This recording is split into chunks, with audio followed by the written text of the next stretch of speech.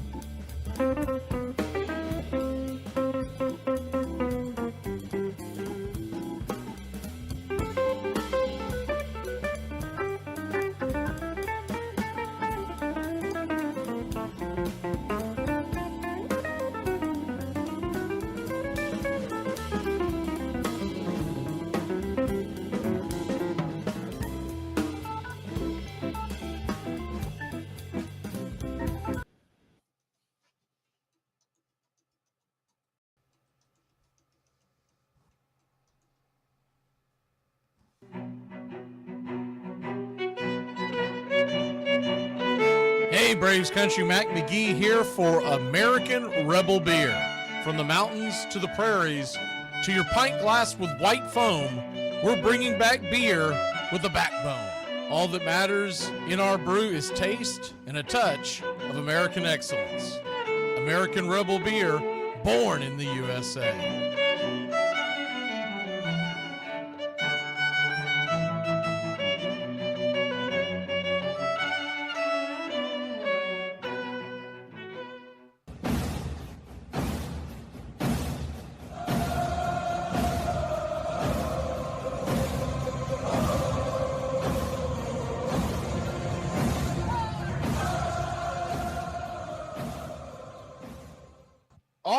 Good afternoon, Braves Country, or maybe if you're in the Central Time Zone, good morning, as the Atlanta Braves are set to take on the Philadelphia Phillies in a 3-game series.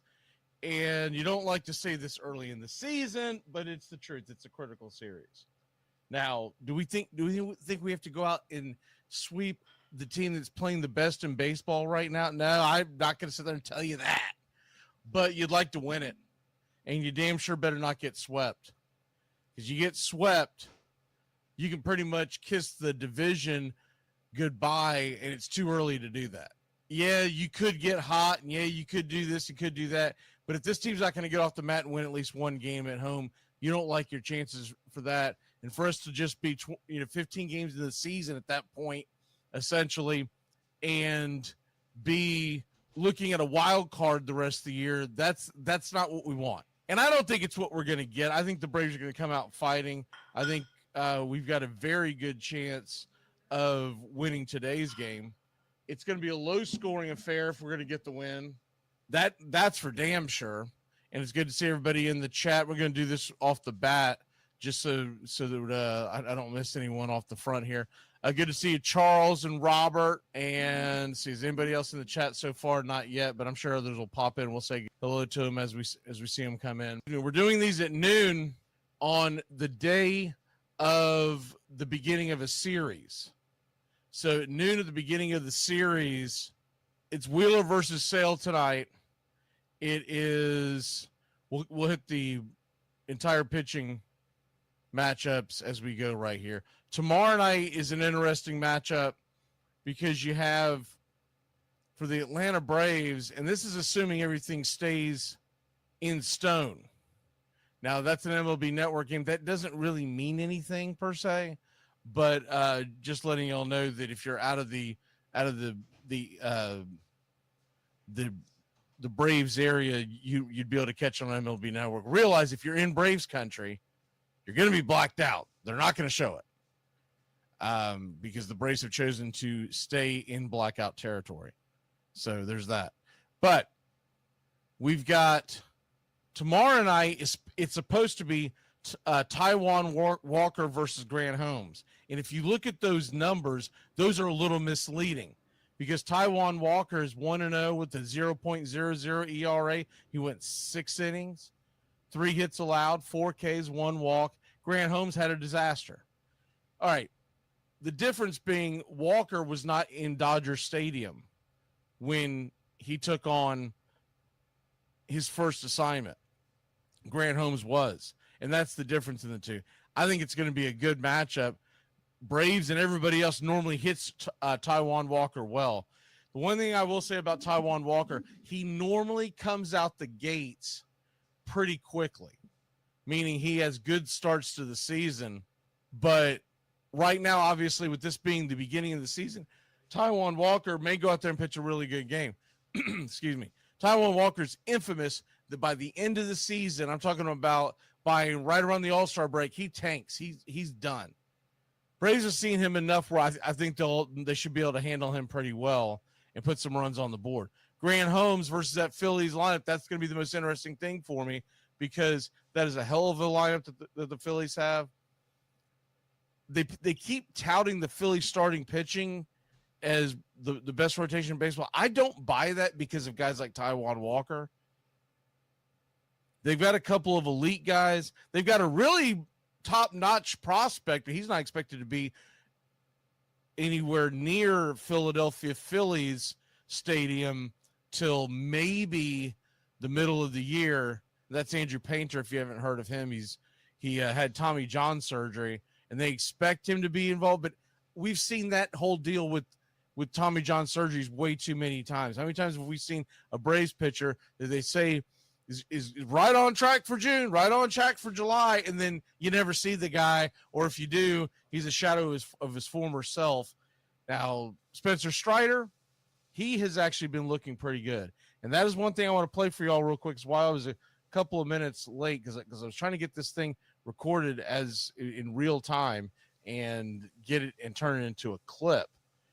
A little while ago, they talked to Brian Snicker, and I'm not going to play the whole thing because the whole thing's actually kind of dull and it's very television-y. It's very, what'd you eat for breakfast? All that kind of stuff. But they did ask him about how all the injuries are going and the players that are on the way. And we're talking about guys like Spencer Strider, Sean Murphy, who comes off the IL today. We found that out Sunday afternoon, right around the time of the rain out from the Marlins game. I'm having a hard time for this thing to load, so I'll wait for it to load before I play it for you. And then, of course, about Ronald Acuna Jr. So we'll play for you that here in a second as soon as the application loads. But looking at the rest of the series in the pitching aspect of it, the Braves, we get Wheeler tonight. We're going up against Taijuan Walker on Wednesday night, and then Thursday night. And these are, by the way, these are all 7:15. If y'all aren't ready and paying attention to the times, they're all 7:15, so we don't get a getaway day or anything like that. And they do that because it's the Phillies and they want to pack the place out. I get it. Not to mention, let's be honest, the Braves play terribly in regular season games. Yes, Sean. Yes, Robert. Sean Murphy is back tonight, as we just stated. I would assume he starts. I would assume that he's not going to ride the bench. But honest engine, Zach Wheeler, I don't think it's going to matter. I think Zach Wheeler would carve up a rookie like Drake Baldwin. I think he's going to carve up Sean Murphy coming off the aisle. But you never know. He might get lucky and get into one. We're going to get into that game specifically here in a second. But Thursday night's game, 7:15, once again, it's Luzardo versus Schwellenbach, and that's a fun one. Because you're talking about two teams could be deciding who wins the series, because we could be split at that point, or one team's trying to stave off a sweep. And Schwellenbach has been by far our best pitcher so far. Now, what does he do against the Phillies? And also, everybody has a bad outing. So you don't know what you're going to get, but you do believe that the Braves ought to be able to hit Luzardo. He's 2-0 with a 1.5 ERA and a .92 whip. 12 innings, 19 strikeouts, 4 walks, and home run, 7 hits allowed. So pretty darn impressive by Luzardo. And he's a good pitcher, but he has a tendency to not always pitch great. And the Braves have seen him a ton because, remember, he was with the Marlins before, and the Braves typically hit left-handed pitching pretty well. And I believe Schwellenbach's going to go out there and do his thing. And he's going to give us every opportunity to win that ball game.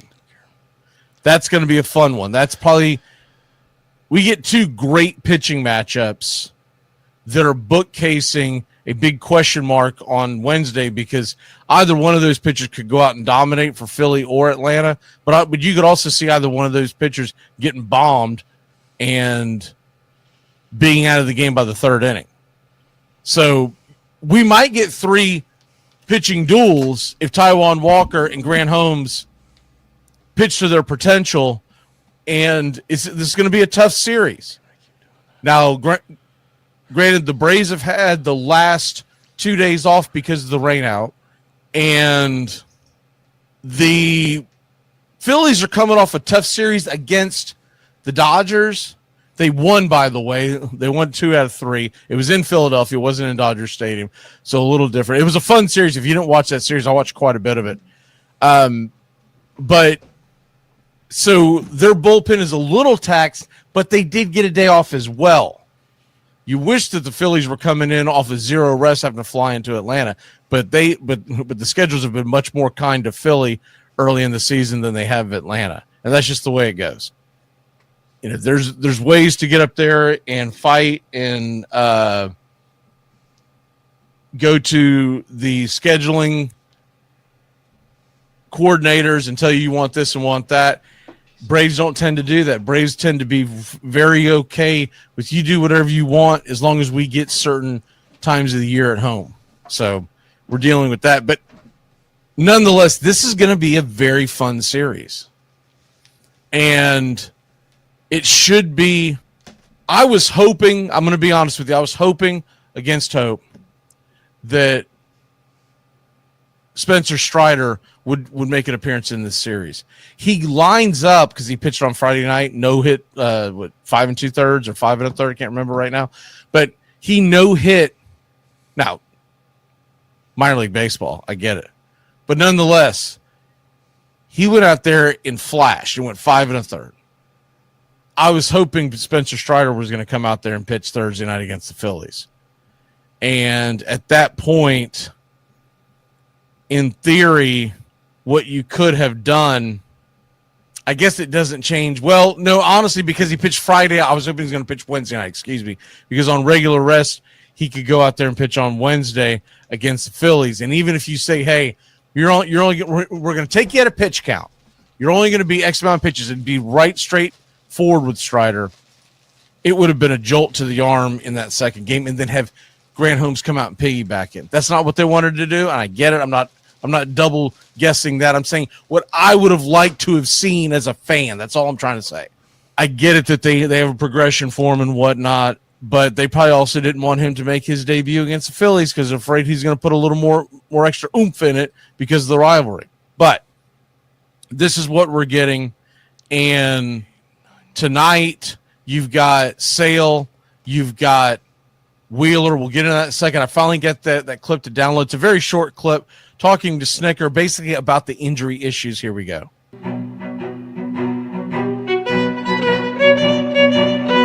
Hey, Braves Country, Mac McGee here for American Rebel Beer. From the mountains to the prairies to your pint glass with white foam, we're bringing back beer with a backbone. All that matters in our brew is taste and a touch of American excellence. American Rebel Beer, born in the USA.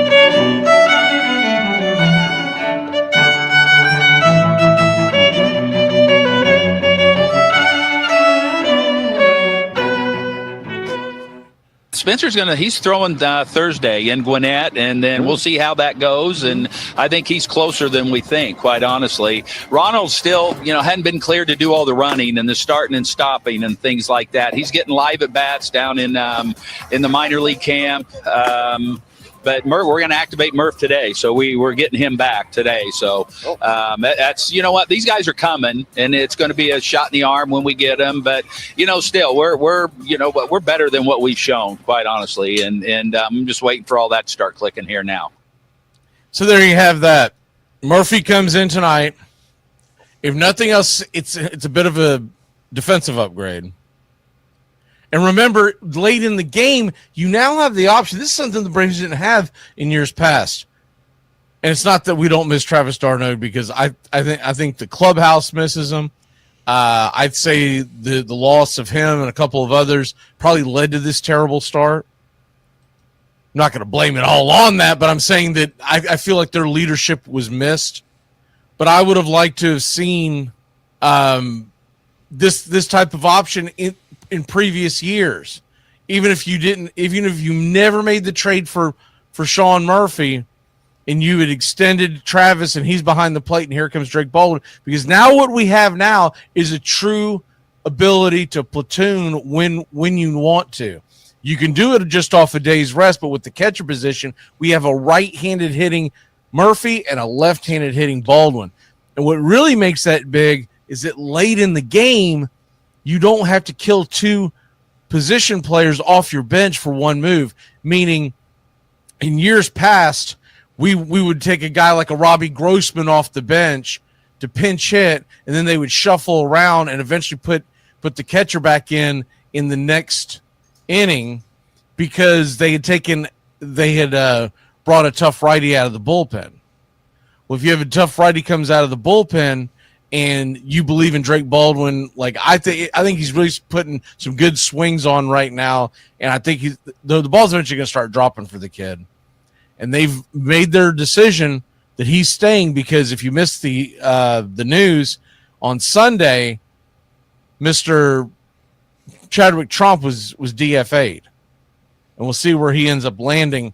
But he was DFA'd, and I'm glad to see it because.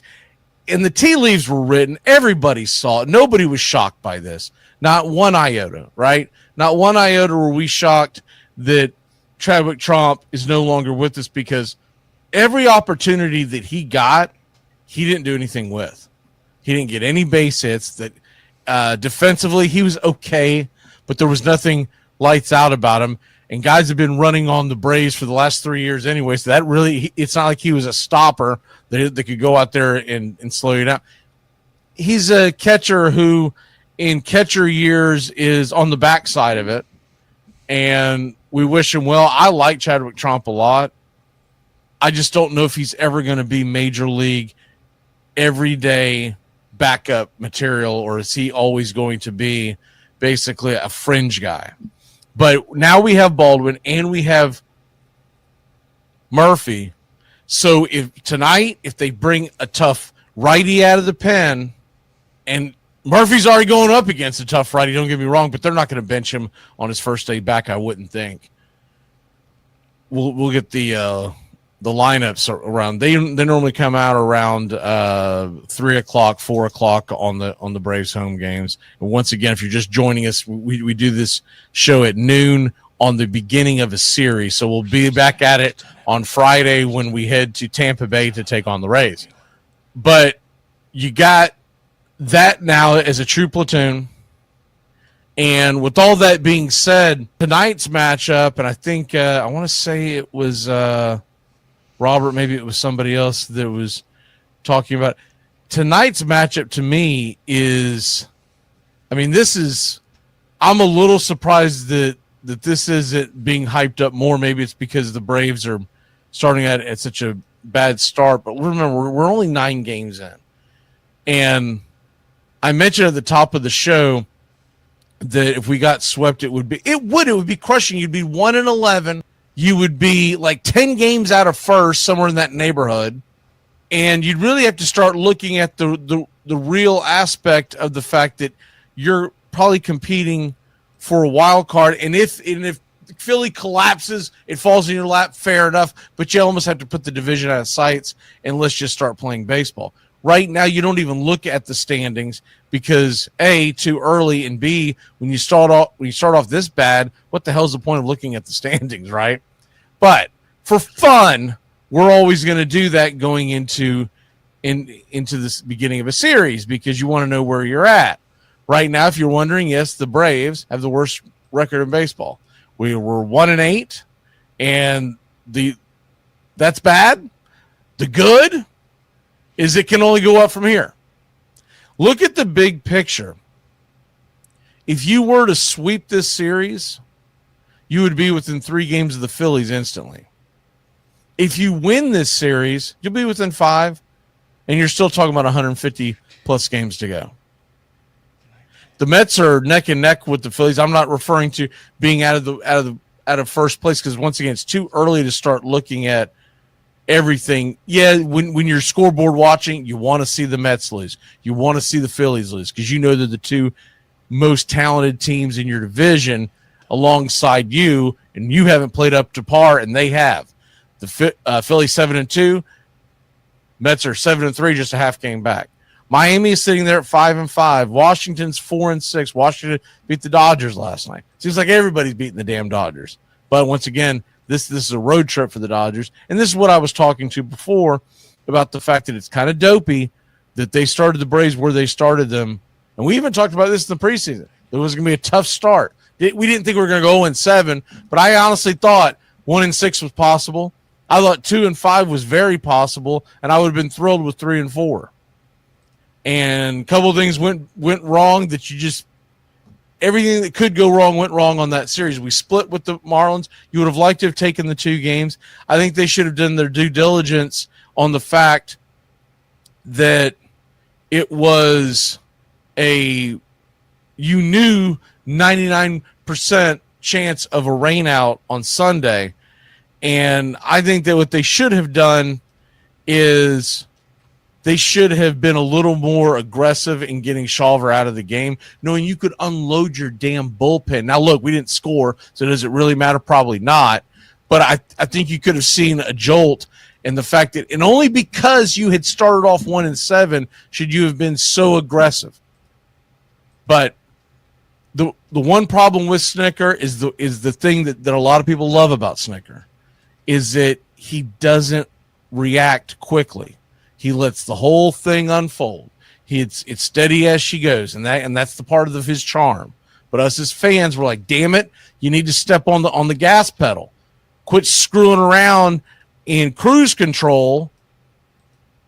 And just because it's 162 games, like the old saying goes, you can't win the division, or at this point now, wild card, in April. but you could damn sure lose it. So get it together. And so that's all we're trying to say. Tonight with Wheeler, I'll be honest with you, nobody hits Wheeler well. But the one guy that I'm going to pick to click because I believe he is going to – I have this vision that he is going to put it on Wheeler with a dead center shot, and that's Marcell Ozuna. So I'm going to take Marcell Ozuna to click and for the Braves to win a very low-scoring game. I think Chris Sale is going to Chris Sale. I think Philly will be lucky to scratch out a run. I think the Braves will be lucky to scratch out two. So I will take the Braves to win this one 2-1. I never picked this low scoring of a game. I almost went with 1-0, and I could very well see that. I just hope we get a little breathing room and it's 2-0, and then all hell breaks loose. Whatever, you've got Raisel Iglesias to slam the door shut in a regular ninth inning, not the extended. What was it the other night in Dodger Stadium where we tried to get 5 outs from him? And by the way, when we went to that, we went to it too late. The rally had already started. Honestly, what Snicker probably should have done, and I'm sure even he would have admitted this behind closed doors, because of the length of his absence, Iglesias probably should have been went to for 2 innings right out the box to start the 8th, and there never would have been a rally. He would have came into clean bases, and you would figure out the rest of the week, especially, once again, we all knew that storm was coming on Sunday. So that's what I'm going with. Does anyone see? Charles says 4-1. See if Robert says the Braves are taking 2 out of 3 games. I agree with you, Robert. I think it's I'm not going to say it's a slam dunk, but I do believe we are going to win this series. If we don't, we're going to be concerned. The season won't be over, but you start almost putting the division in the rear view. That's how I'll look at the whole thing. So we got to win this series.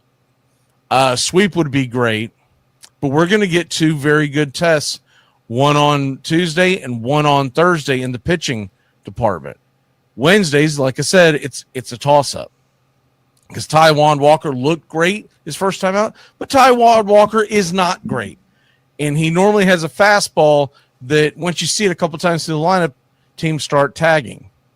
And he usually struggles with his control. He did not struggle with his control his first time out, but he's always been like this. All right, y'all.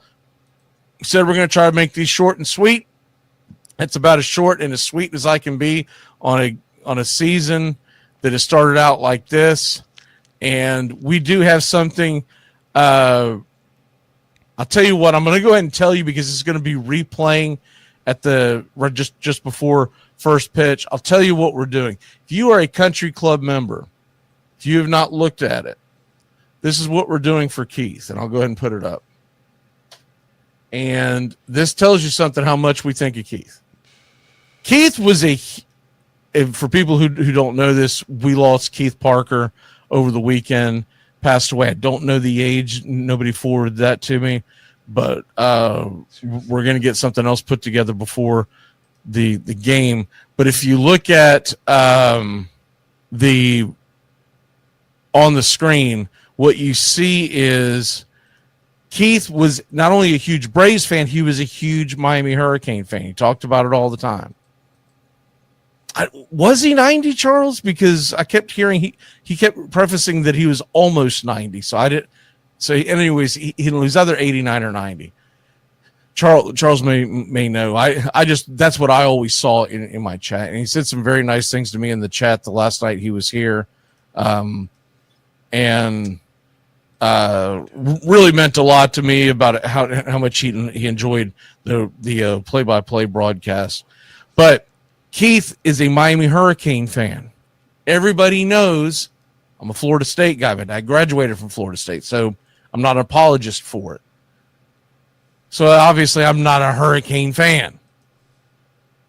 I'm such a big Florida State guy that I don't believe that they ever crowned a national champion last night in basketball. Don't believe it. If you tell me that someone did win, it's fake news. But we made that K. Okay, Charles, thanks. We made that K in his honor. And if you look at it, it is Miami Hurricane colors. K is for Keith, but K is also for strikeouts. And we're going to carry that for the rest of the year with Keith. And we're doing that because he meant a lot to everybody. And so it's your way to show appreciation for Keith, but also every time that someone strikes someone out, it's going to have that K up there. And Gary, I know you're a huge fan of the backwards K. If we get more emojis, I will bring that one back too. I just don't have room for it right now. So the more country club members we get, the more emojis we'll get, et cetera, and I will try to bring that back. But in the meantime, K is for Keith, and it's and that's how it's written in the emoji. But that's it, and we're gonna get out of here. Y'all have a great day, and hopefully we will get a win. And we're getting ready for pitch-by-pitch, play-by-play of your Atlanta Braves. 7:15 first pitch, and good news, as of right now, it's supposed to be beautiful weather all 3 games. All 3 games, beautiful weather. And that's great because I don't want to see a rain delay, a rain out. We have to play them at the end of the year in some weird doubleheader crap that ends up being like when we had to play the damn Mets at the end of the year. This series deserves to be played in full. 3-game series. Let's go. Y'all have a great one, Braves Country. And thanks for those of y'all who have taken the time out of your lunch day to come in and say hi and smack the likes. And we will see you at 7:15 here on Braves Country.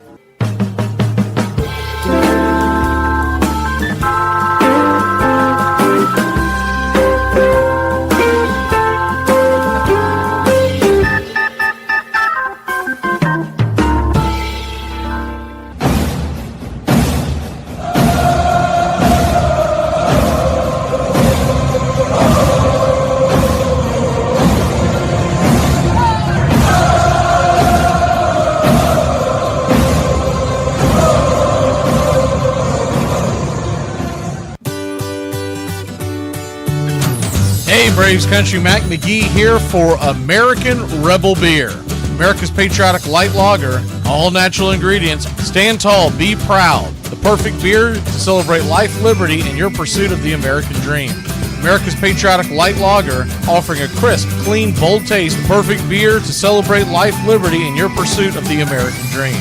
A beer with only 110 calories that tastes like a full-flavored beer and celebrates like freedom.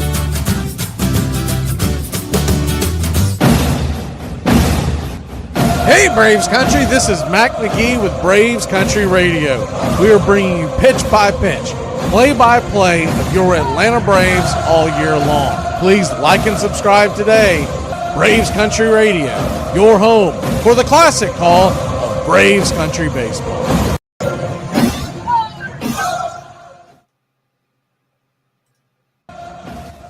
On this date in 1934, at Shibe Park, 15,000 witness the first legal baseball game between major league teams played on a Sunday in the city of Philadelphia. The Phillies beat the Athletics in a hometown exhibition game 8-1.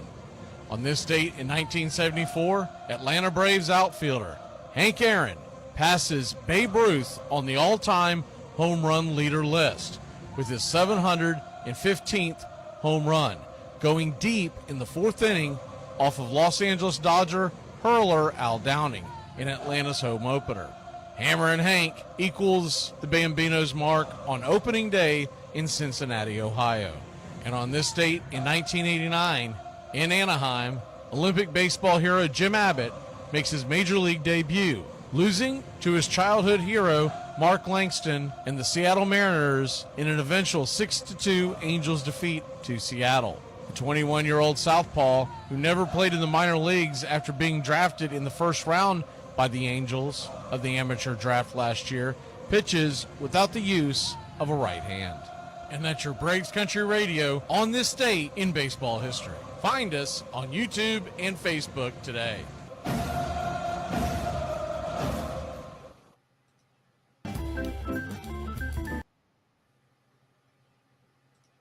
drink like me, you can't smoke like me. So don't try and be like me. Let's party together.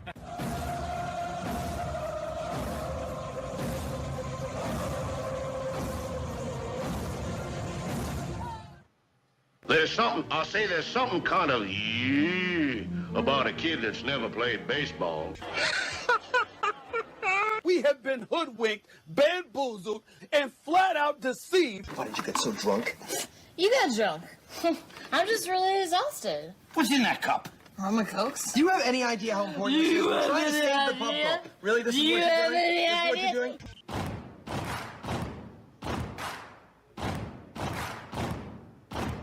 Baseball is a beautiful thing. It's more beautiful in an old park. It's asymmetrical and quirky. But even in a dome with artificial turf, it's beautiful. The way the field fans out, the choreography of the sport, the pace and rhythm of it, the fact that that pace and rhythm allows for conversation and reflection and opinion and comparison. In right field, the crowd is tormenting Strawberries, singing Darryl, Darryl. Little roller up along first, behind the bag. It gets through Buckner. Here comes Knight, and the Mets win. And there's a fly ball deep to left. It's on its way. There it goes, and the Yankees are going to the World Series. Aaron Boone. Ground ball stabbed by Polk. He has it. He underhands to first for the first time in 86 years. The Red Sox have won baseball world championship. Can you believe it? It's a pastime, something you do. It's entertainment, something you watch. And it's a shared experience, something you talk about and read about. But you can apply those same three criteria to other things. What makes baseball special is that it's the best game that's ever been devised. Smith corks one into right down the line. It may go. Go crazy, folks.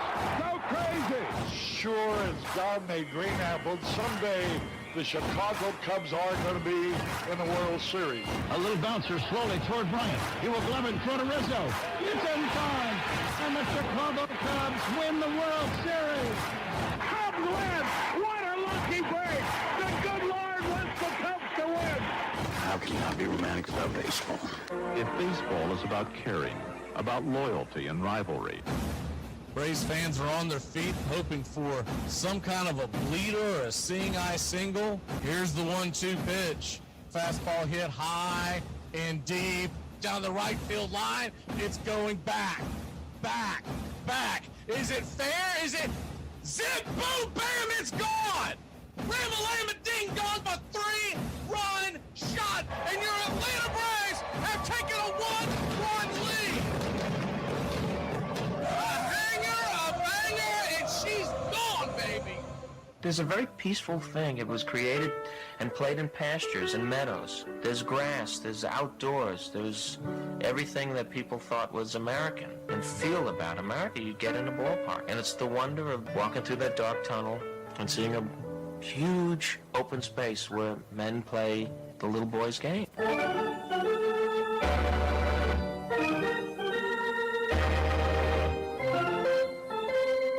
I believe in the Church of Baseball. I've tried all the major religions and most of the minor ones. I know things. For instance, there are 108 beads in a Catholic rosary and there are 108 stitches in a baseball. I prefer metaphysics to theology. You see, there's no guilt in baseball, and it's never boring. It's a long season and you gotta trust it. I've tried them all, I really have. And the only church that truly feeds the soul day in, day out is the Church of Baseball.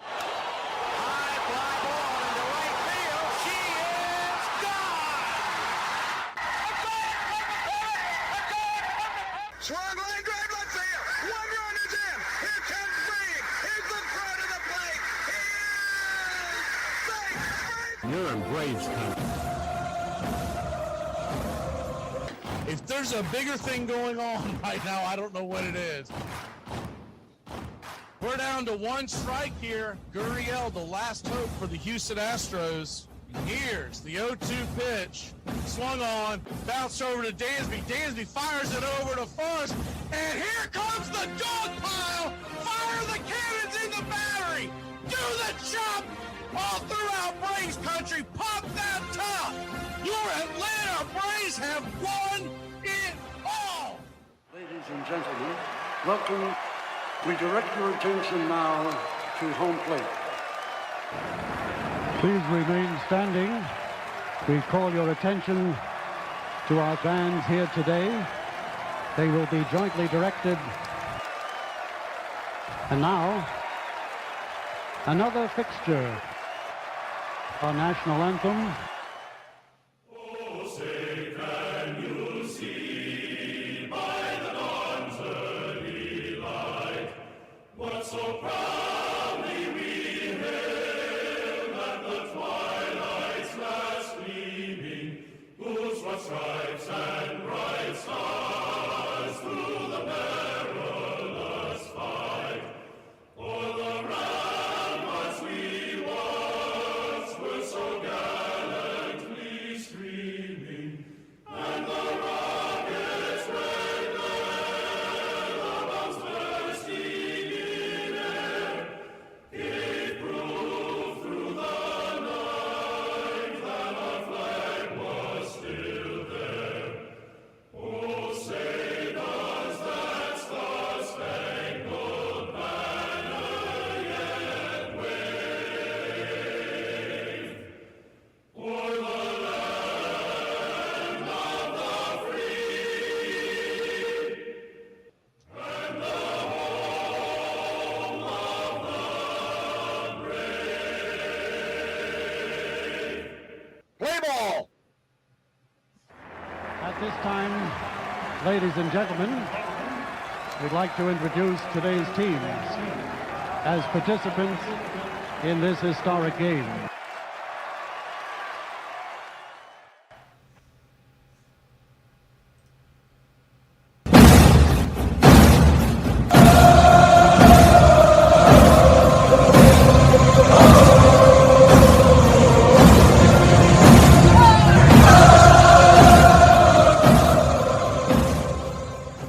Out of beer? 7 o'clock in the morning. Scotch? Hey, howdy, hi, and how the hell are you? Pull up an armchair, girls and boys, and join us for Braves Country Baseball.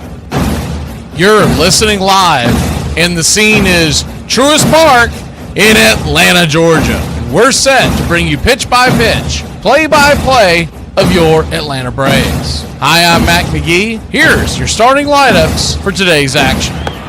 Leading off and playing shortstop for the Philadelphia Phillies, Trey Turner, 261 average, 1 RBI, 3 stolen bases. Batting second, playing first, Bryce Harper, 1 home run, 3 RBI, a 278 clip.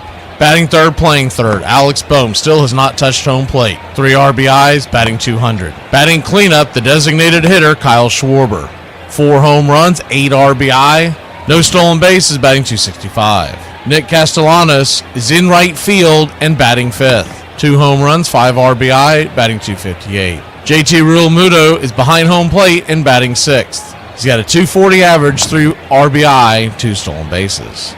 Sosa is in left field, batting 550 on the year, 6 RBI. Bryson Stott, batting eighth, playing second. 1 home run, 4 RBI, 1 stolen base, batting 286. Rojas is in center field. He's 4 for 6 on the season, 1 RBI, 1 stolen base. On the mound for the Philadelphia Phillies, Zach Wheeler. He's 1-0 with a 1.38 ERA and a .54 whip in 2 starts. 13 innings, 5 hits, 18 strikeouts, 2 walks, and 2 home runs served. He'll be going head-to-head with Chris Sale. The conductor is 0-1 with a 5.4 ERA, a 1.10 whip, 10 innings, 10 hits, 12 strikeouts, 1 walk, 1 home run allowed. Backing up the conductor in the bottom of the first inning, it's Michael Harris II. He'll be patrolling center field for your Atlanta Braves and leading off with a 242 average, 1 home run, 1 RBI. Batting second, playing second, Ozzie Albies. 1 home run, 5 RBI, batting 194. Batting third, your designated hitter, Marcell Ozuna. He's got 1 home run, 5 RBI, a 240 clip. Matt Olson batting cleanup and playing first.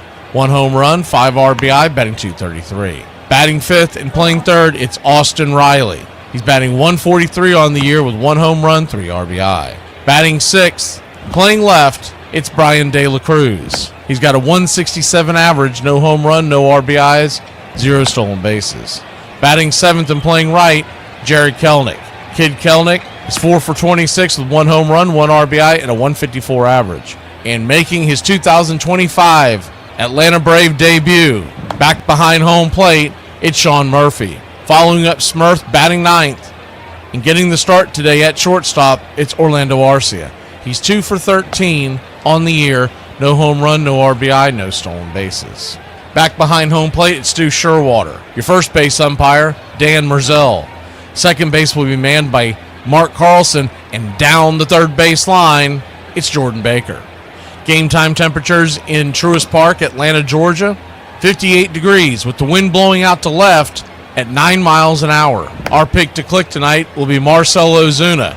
Though he's just 10 for 59 lifetime versus Zach Wheeler, he does have 2 home runs, 7 RBIs. Other guys in the lineups who have taken Wheeler yard, Ozzie Albies, he's 8 for 50 with 2 home runs. Matt Olson, 7 for 32 with 2 home runs. Austin Riley has gone yard as well, batting .239 against Wheeler. Orlando Arcia does have a home run. He's batting .160 versus Wheeler, 4 for 25. If you want a wild card in the lineup tonight, look at Kid Kelenic. He's 2 for 5 lifetime, batting .400 with 1 strikeout. You're looking for one guy in the Phillies lineup. Don't let him beat you. We're going to go with Trey Turner. He eats the Braves alive, and you got a lefty-righty matchup. Steer clear of him, and the conductor ought to have smooth sailing. We'll take the Braves to win a very low-scoring affair. Give me 2-1. I don't know if we've ever gone that low, but this is the elite matchup in the American League East, and if both guys are on, there's going to be a quick, low-scoring game, and mistakes will cost you dearly. The Atlanta Braves are -115 on the money line, Philly -105. Braves are +1.5 on the -210, Phillies -1.5 on the +160. The over-under is just 6.5. Put your click in the chat, slap that like, and let's get ready, Braves Country. We'd like to thank everybody for choosing Braves Country Radio, and a special thanks to all the Country Club members. Please like on your way in and subscribe, set those alerts, and share Braves Country Radio to help build the crowd so we can continue to bring you the classic call of Braves Country Baseball. Well, it's about that time. Grab you a cold one. Find you an armchair. Atlanta Braves Baseball right here on Braves Country Radio.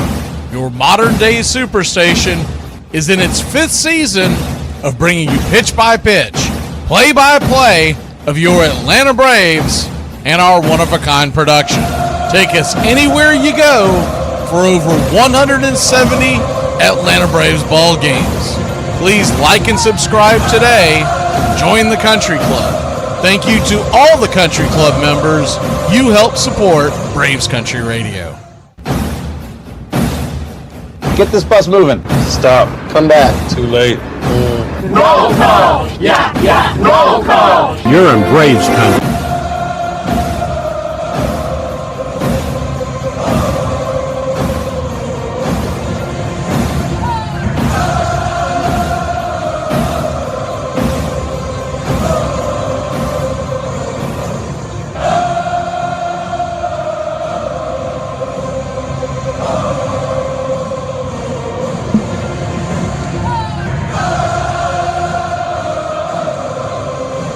Good evening, Braves Country.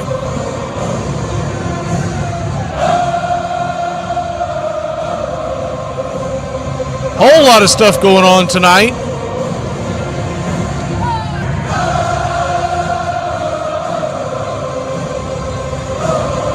Number one, condolences to Keith and his family.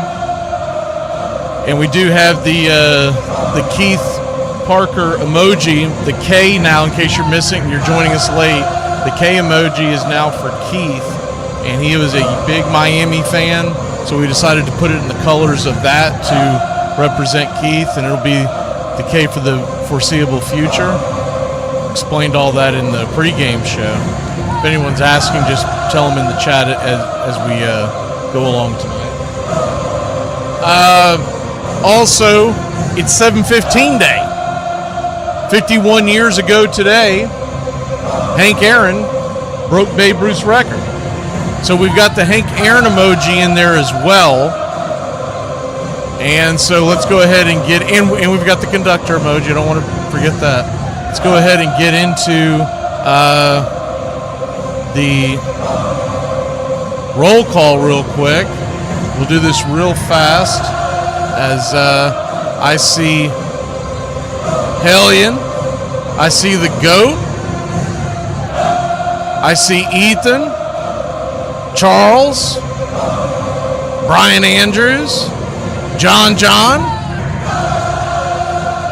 Robert, Willis. If I say a couple names twice, that'll be all right. James Hagan.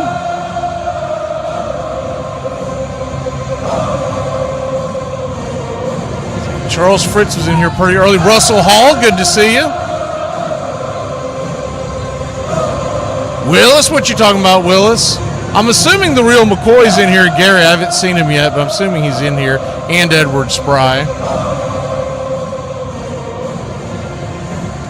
See, those are the only ones I have showing, but you might have to jump back in here. We'll be back in a flash here on Braves Country. We got the... Well, we're going to play 7:15 for you right now. 7:15 by DM McGee, 2024. At 7:14, while enduring the hate, he carried the ghosts and stepped to the plate, echoing down from the great Yankee lore, the Bambino's shadow larger from days of before. Henry brushed back the pressure that loomed, threats from fanatics, knowing records were doomed. Into the box, and here comes the pitch. 7:15, it flipped like a switch. Fans escorted 44 round the bases. Hammer and Hank lit up their faces with smiles that unite as he wiped away tears. He hugged Mama tight for so many years. The Hammer had climbed the ladder to the top. A sigh of relief. Briefly, time stopped. We recall and rewind the impossible dream that night down in Georgia of 7:15. 7:15 by DM McGee, 2024.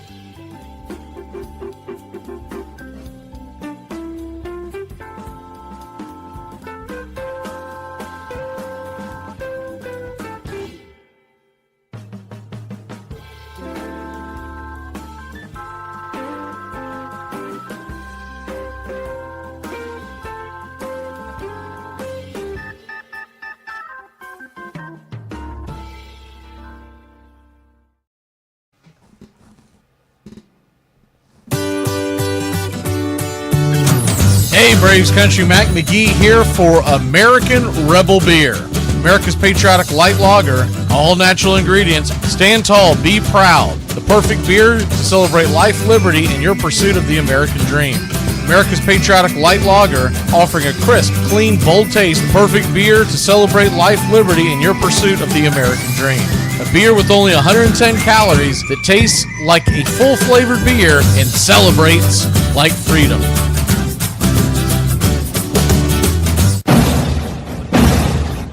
Hey Braves Country, this is Mac McGee with Braves Country Radio. We are bringing you pitch by pitch, play-by-play of your Atlanta Braves all year long. Join the Country Club today. Help support Braves Country Radio. Join the Country Club today. It helps us bring you more of the game we all love. Braves Country Radio, your home for the classic call of Braves Country Baseball.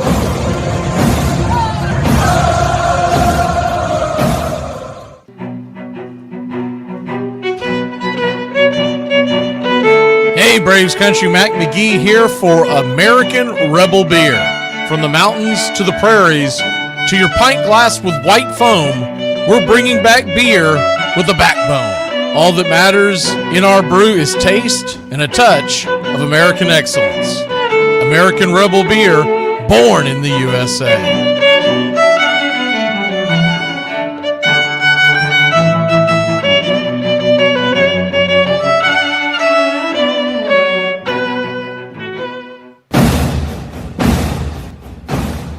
Ladies and gentlemen, we interrupt our program of dance music to bring you a special bulletin from the radio news. Sit quietly and we will control all that you see and hear. There is nothing wrong. You are about to participate in a great adventure. You are about to experience the awe and mystery. You unlock this door with the key of imagination. Beyond it is another dimension, a dimension of sound, a dimension of sight, a dimension of mind. You're moving into a land of both things and ideas. You've just crossed over into Adventures in Time and Space.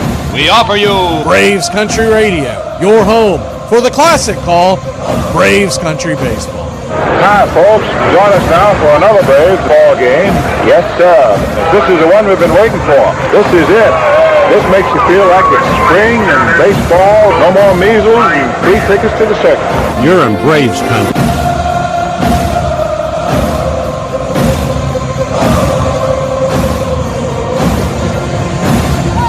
This is a reminder.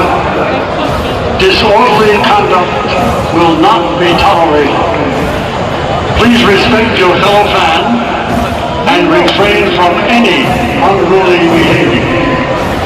Failure to comply with these guidelines will result in ejection.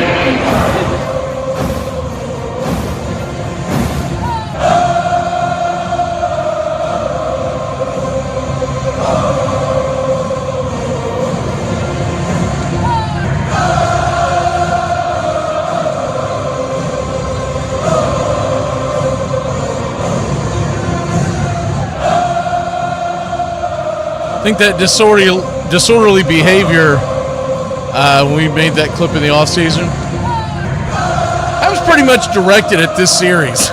Let's be honest. Let's go, Braves Country.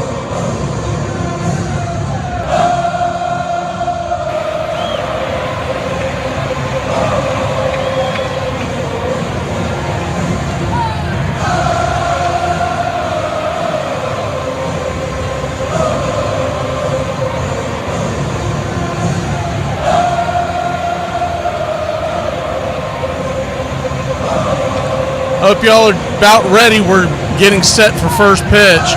Everything should be fixed on the end that we had the issues with because of the whole nonsense that was going on with the scoreboard on the weekend series.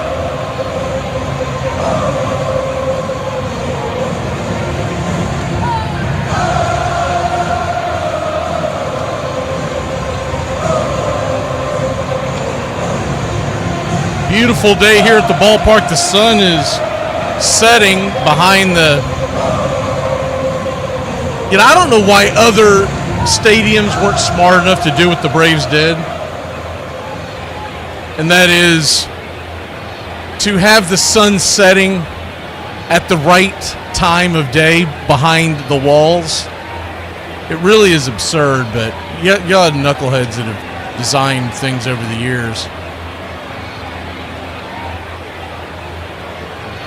Most of your stadiums, there's no shadow issue at 7 o'clock at night, but there are some. And you're always going, who the hell designed this? Anywho, only time the Braves run into it is when it's a 4 o'clock game, and it can't be perfect if it's going to be an outdoor facility, obviously. Phillies are in their classic road grays with Philadelphia across the chest. Or Phillies across the chest, excuse me. They're one of the few that do it that way. The Braves are wearing their home whites. Braves across the chest, tomahawk underneath. Outlined in navy. Red piping down the white shirts in the middle. White pants. Red and blue stripes down the side. Blue ball cap and the classic white A with the red bill. One of the most popular hats, not just in Major League Baseball, but in all of sport.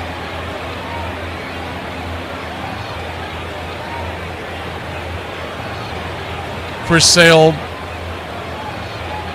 finishing up his final warm-up tosses.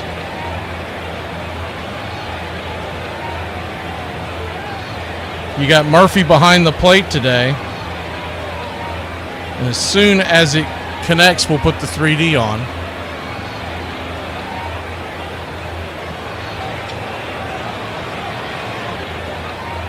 Murphy's wearing glasses. That's a little... I'm sure there's some kind of goggle, but that's new. I haven't seen that before. He wasn't wearing them in the spring games either behind the plate, but it might be something that he's preferred. Or it could just have something to do with allergies. Who the hell knows? But regardless, it's interesting to note that. It'd be interesting to see if he wears them when he's at bat. I would think he would be. If he's been blind this whole time, that would explain a lot. Trey Turner coming to the plate. You mean to tell me this whole time he just couldn't see? Good to see everybody in here. Goat, Ricky Ricardo. We're just about set for pitch-by-pitch, play-by-play of your Atlanta Braves. Lefty-righty will start us off.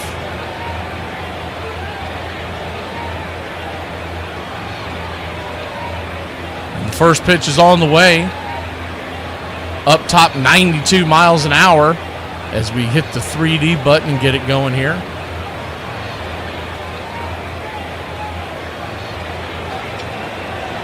It's 1-0. The 1-0 kicks and fires, slider down and in, 2-0. So a 2-0 count. Braves nothing, Phillies nothing.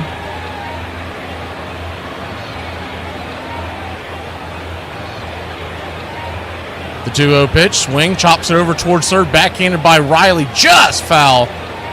Probably a blessing in disguise unless worse things appear, because with Turner's speed, I don't know if we get him. Riley's got a cannon, but he was falling towards the third base dugout.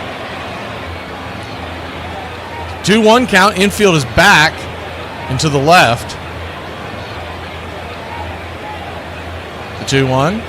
93 misses outside. 3-1. 3-1 count. The last thing the Braves want to do is walk Turner, the leadoff man, with his speed. The 3-1 pitch. Right there at the knees. Full count. So full count.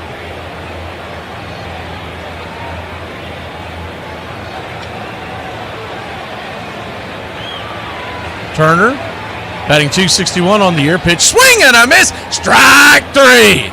And the conductor is rolling early. One away. Good high-speed fastball outside the zone.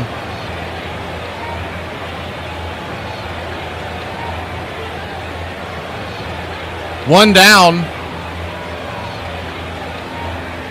He just reached for one that I'm sure he's telling you right now he never should have reached for. One down, first pitch on the way is a curveball or slider down and in. It's 0-1. Whew, thankfully, this is on all the other apps because the TNT Sports has a stupid ump cam behind the plate. Is the 0-1 swing and a miss, 0-2, and they keep flipping to it like that's a view anybody wants to see. 0-2 count. That literally should be for replays if you want to see how a pitch came through. But they're doing it live. The 0-2 is in the dirt, 1-2. Please don't let FanDuel get a hold of that, because the way they've done their production so far, or Gray, for God forbid, we'd end up watching the whole game through the lens of that. 1-2 count. And I'll say one thing. If that was the preferred view, then why would they have ever put the camera behind the pitcher? Because when baseball first started on television, as the 1-2 to Harper, swing and a miss, strike 3. Smoke him if you got him. He got him, 2 away. But if that was the preferred measure behind the plate, baseball would have never changed it. I go back and I watch old videos of old ball games from the 50s and 60s when TV first came about with Major League Baseball. I listened to a ton of the old radio. But it was an awful view back then. First pitch on the way is a four-seam fastball in the outer cut. Chris Bone smacks the black. It's 0-1. Infield is back and to the left a bit. Not a huge pull play, but nonetheless it is to the left. The 92 misses inside. 1-1. 1-1 count. Chris Sale comes set, turns, rocks, fires, swing and a miss, 94. He's bringing a little extra oomph in there.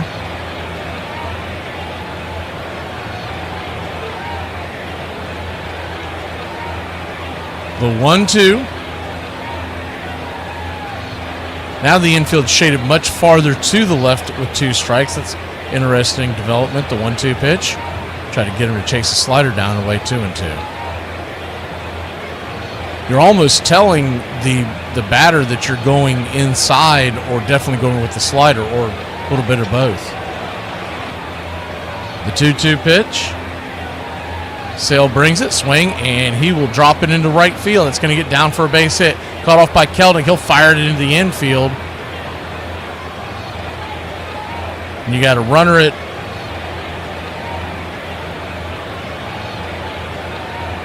first, 2 outs.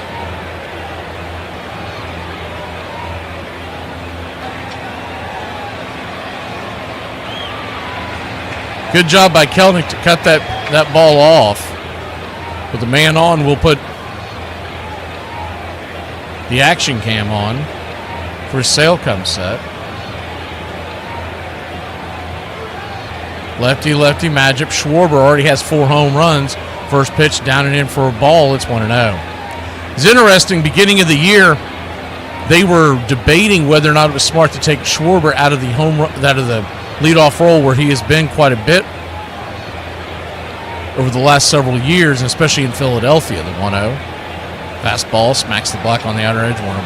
And I was hearing it not just from so-called baseball experts, but also so-called fantasy baseball experts about how this was going to affect him, and it was a terrible idea.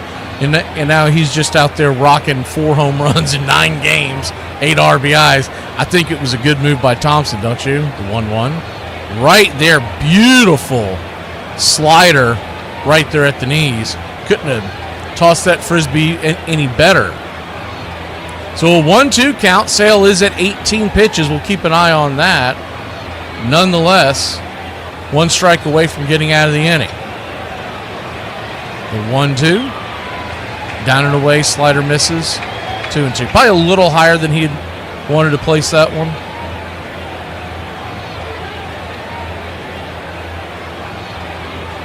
So a 2-2 count.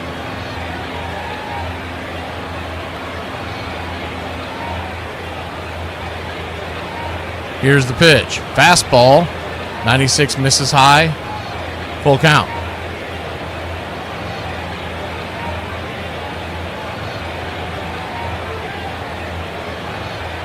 Braves nothing, Atlanta nothing. Top of the first. Sale trying to get out of this jam.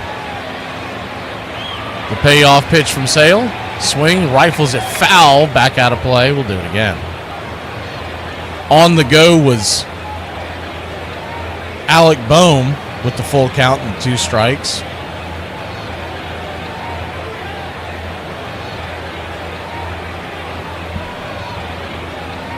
So a full count.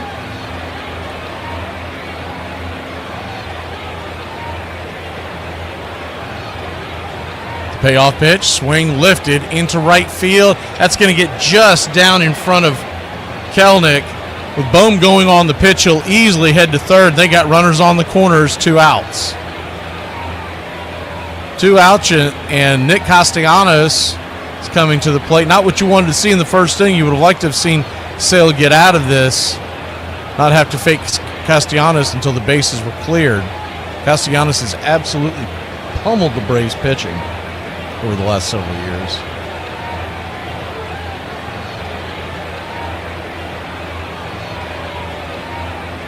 Runners on the corners. First pitch on the way. Swing and a miss. 95. He's bringing it. It's 0-1.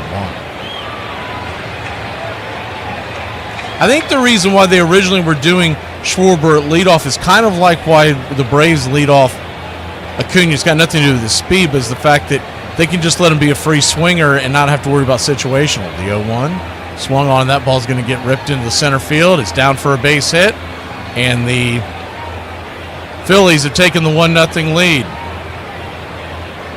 So a couple of dinks and dunks, and Philly takes the early lead. Not what you wanted to see against Zach Wheeler. It's 1-0 Philadelphia. Good piece of hitting by Castellanos. It was an off-speed pitch off the plate, and he just kind of stuck the bat barrel out and lifted it over second base side. Braves were playing on a shift, but right where Arcia would typically be playing straight away is where the ball was hit. First pitch on the way to JT Realmuto is up top for a strike. It's 0-1. Stop the bleeding here and we'll be all right. First and second, 2 outs. We knew we wouldn't shut this lineup out. The 0-1. Sale number 26. Swing and a miss. Pulled the string on that one. Good pitch. 0-2. An 0-2 count. Something that's different for J.D. Realmuto this year. He's being expected to not be behind the plate as much. They're going to DH him quite a bit. Maybe play him at first.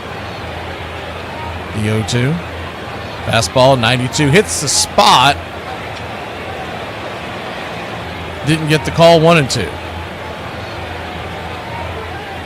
Where they're showing it on the television screen, on the computer screen, is not where it landed. It hit the zone.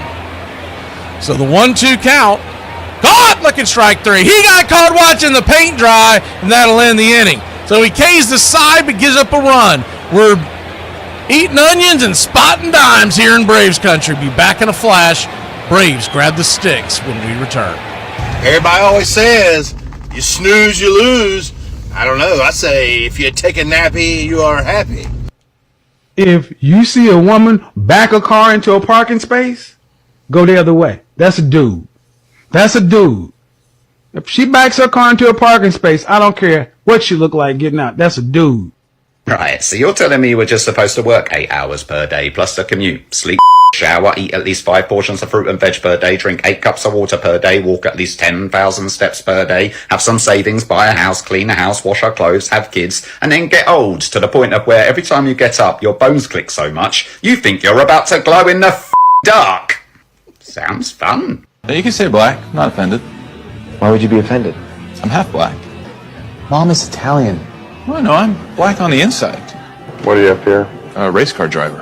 What lap are you on? 33. I'm going to order some pizza. From where? From Sal's. Sal's? Have you lost your mind? Okay, not Sal's. Then from where? A little neighborhood joint called Domino's. Domino's? Coleman was lost for the season, but the next day in Game 5, his team showed the magic hadn't vanished along with him. When Ozzie Smith stepped to the plate against the Dodgers' Tom Niedenfuhrer, and the score tied 2-2. In that instance, I was just trying to get myself in scoring position. This one has extra innings written all over it, doesn't it? One of the most prescient graphics ever. Ozzie Smith, 0 left-handed home runs in 2,000-plus left-handed at-bats. Couple of pitches later, boom. Smith corks one into right down the line. It may go. Go crazy, folks. Go crazy. pitch by pitch, play by play of your Atlanta Braves all year long.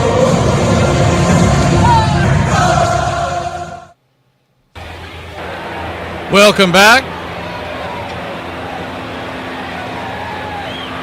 Atlanta Braves.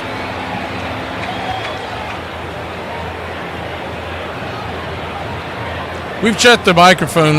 That is user error on the listener end. Everything's fine and dandy in Braves country. Zach Wheeler goes to work. First pitch on the way. Righty-lefty matchup. Michael Harris, the second, the batter. He takes a fastball up top for a strike. It's 0-1. The 0-1. Kicks and fires. Inside 95. 1-1. 1-1 count. Philly 1, Atlanta nothing. Here's the pitch. In the dirt, 2-1. What you would like to see is much like what the Braves did a couple of games ago, where they worked the count. The 2-1 pitch, swing, fists it foul, 2-2. The problem in the game against the Dodgers, third game of that series, they were working the count. They were doing a great job of getting Blake Snell to use a lot of pitches early, and then they got a couple of runs, and then they went back to the same bad habits. Tim Heyer's got to stay on top of that. The 2-2's in the dirt, full count. By the way, if you missed it, Blake Snell's missing his start tonight. So Braves running up the pitch count on him might have had something to do with it. Of course, it doesn't do us any good because they were set to play the Nationals tonight, but the payoff pitch, swing, rips it over towards second. Stott's got it. He'll flip it over to first, and it's a 4-3 putout, 1 away. So you get the first out, but it was a good at-bat by Michael Harris. You can't deny that. Harris gets him to use 6 pitches on the at-bat.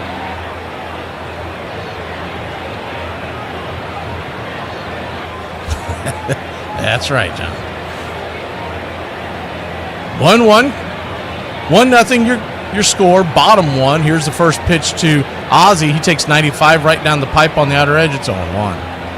I'm just hoping that Tim Heyer, the new hitting coach for the Braves, what I'm hoping is that as he is there is the 0-1 pitch.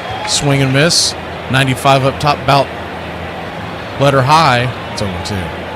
That he can start getting the Braves hitters to be more patient, more selective, especially early on where you can work that pitch count and get into the bullpen.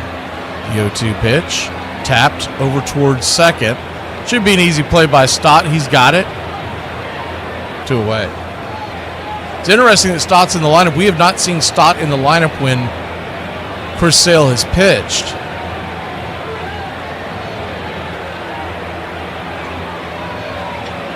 That could be more confidence or could be lack of options, but nonetheless. And Stott's a very good hitter, but normally when it's a really tough lefty, they let him sit. So he's in the lineup today. It is interesting. First pitch on the way to Ozuna is 96. Right there smacks the black on the outer edge. It's 0-1.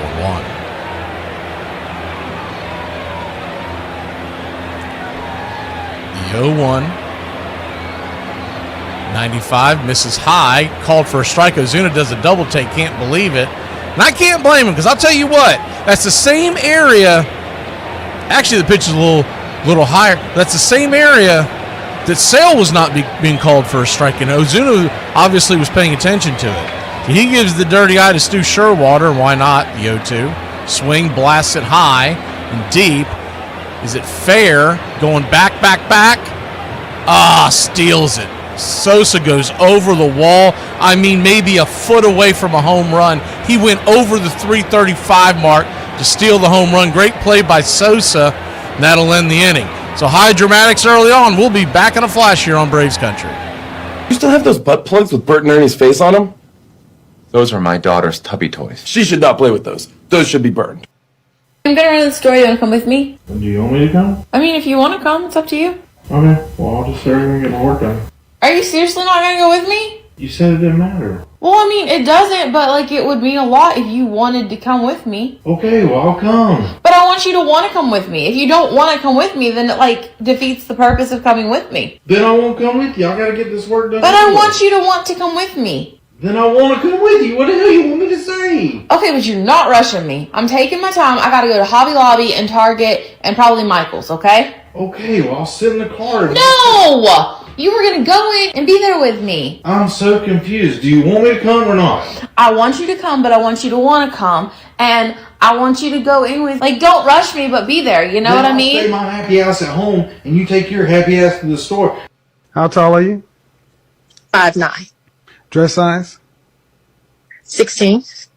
You didn't choose to be single. I'm sorry? It's a home run, and the Cardinals have won the game by the score of 3-2, and a home run by the Wizard. I was watching it in school. Jack Buck's call was so perfect. Go crazy, folks, go crazy. Because literally there was like 5 kids going crazy. To this day, Ozzie Smith can recite that call down to the comma. Could go.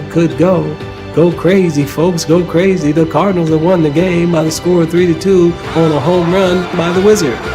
When he raised his fist, I was thinking, now we're going to the World Series. I really felt at that point we were going to go to the World Series. I mean, if Ozzie Smith hits his first home run, left-handed, it's our year. It really is our year. Pitch by pitch, play by play of your Atlanta Braves all year long.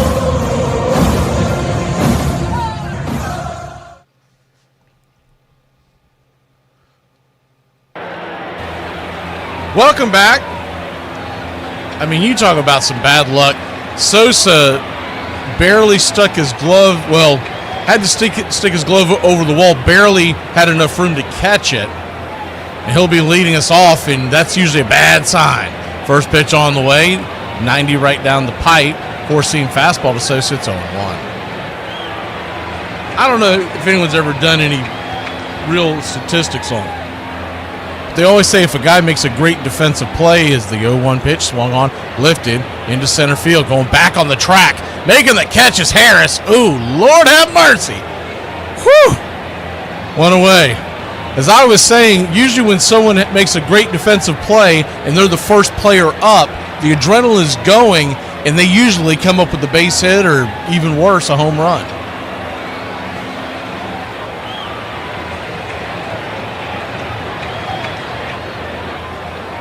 One down. What's crazy about that is Sosa's not known for his glove. But he was very fortunate he had enough room, but it was a good play. First pitch on the way to Bryson Stott is a fastball right down the pipe for a strike. It's 0-1. Infield is back and to the right. The 0-1. Swing and a miss. 0-2. So an 0-2 count.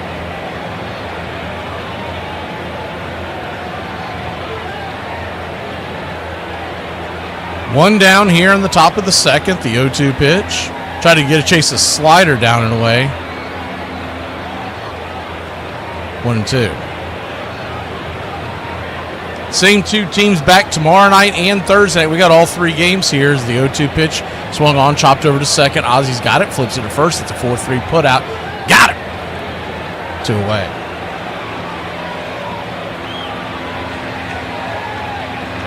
Two down.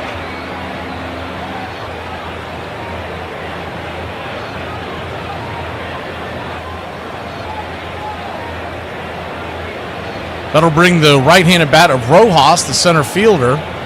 On deck would be the top of the order, so you'd like to get this inning over here. The first pitch on the way is a 91-mile-an-hour fastball. It's 0-1. It's interesting. Sale's bringing it anywhere from 90 to 95. He's had to dial it up a couple of times and really bring it, and then he just does the soft serve in there. Don't think he's going to throw a lot of get-me-overs to Harper and Turner and whatnot. You get the bottom of the order, try to conserve that energy. The 0-1 swung on, pops it back foul.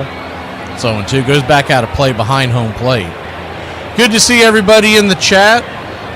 John Player, trying to catch people that we didn't see earlier. We do roll call before the game nowadays. Just gotten to be too much. Chris, good to see. The 0-2. Outside wide, 1-2. Chris Townsend, that is. Oswaldo, good to see you, bud. World's tallest. The 1-2 pitch. Pops it back foul. It'll go out of play over the first base side. Jennifer, good to see you. Daniel, pushing buttons. Who else do we have in here? Sean. Daryl, the 1-2. Swing, that ball is rifled down the first base line, but foul. Slaps the nets just past the first base dugout.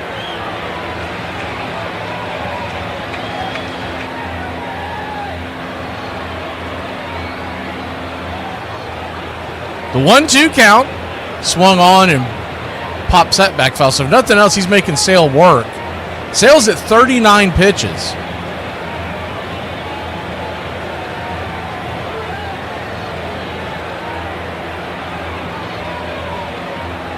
The 1-2.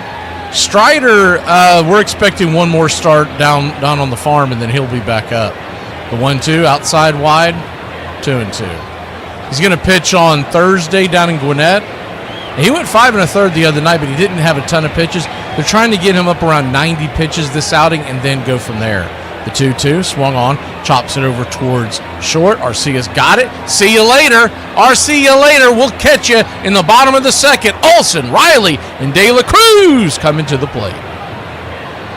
Would you cheat on me for $1 million? Yeah.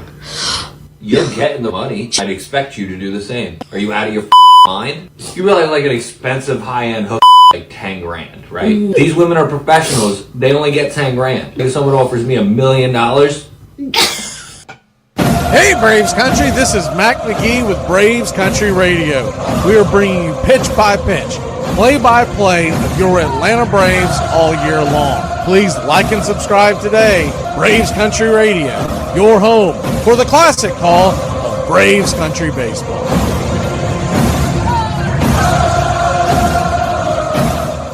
No matter how much it felt like destiny, the Cardinals still needed to win once more. And back in Los Angeles for Game 6, the Dodgers fought to take a one-run lead into the ninth, looking to force a Game 7. Tom Niedenfuer, who served up Ozzy's home run, is on stage again with a chance to close it out for the Dodgers. In the 7th inning of that game, Niedenfuer had struck out Clark.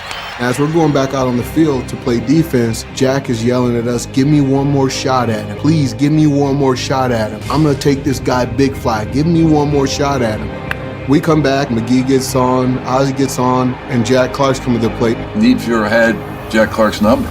The caveat here is that Jack Clark was a great fastball hitter. Once he was committed, he was going to let it go. Obviously, he was committed for the first pitch fastball. And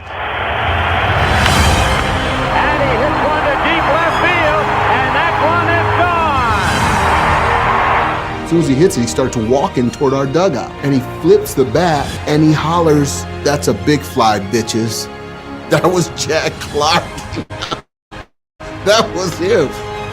After he hit that home run, you just kind of knew the Dodgers, they were done. They were done after that. The St. Louis Cardinals are the champions of the National After he hit that home run, you just kind of knew the Dodgers.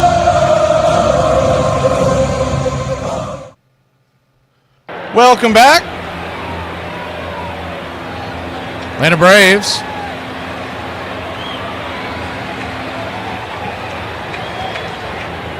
We'll grab the bat, see if we can get on the board. Zach Wheeler pitched a perfect first inning. Sale has struggled a little bit. He gave up the one run, but more importantly, he's through 40 pitches. First pitch on the way to Olsen is up high, tight for a ball. It's 1-0. 1-0. Swing, rips it back foul.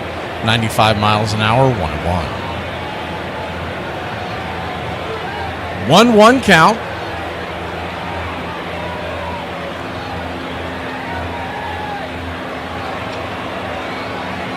Here's the pitch.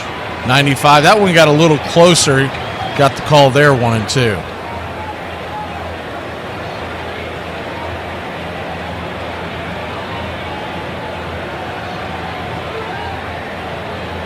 The 1-2. Swung on, chops it back towards the mound.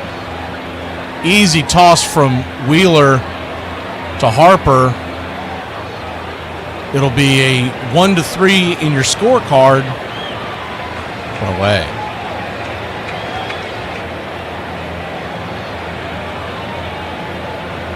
Put the poll up there tonight, some predictions on how this series turns out. There's no real way to do a poll, but wondering what's everyone eating for this game tonight. Did you do it up big, or you just grab something at the stop and go on the way home? First pitch on the way is a fastball, misses wide and outside for Riley. It's 1-0. We like to live vicariously through y'all because we don't really have a chance to eat a real dinner. A 1-0, swing and a miss, 1-1. 1-1 count. Somebody was asking about the American Rebel beer commercial. Yes, that is a real that is a real thing. They are people that we are friends with. They make that beer. I know it's available in the Nashville area, and I think they're in 7 different states. If you tell me where you're at, I might be able to look it up. The 2-1. Swung on, pops it up high and deep, but not deep enough. Pretty high, just got too much air underneath. Oh, the ball's going to drop! Are you kidding me? Austin Riley will be in, and it'll be a double because they both lost it. I have to take a look at that again, but holy cow.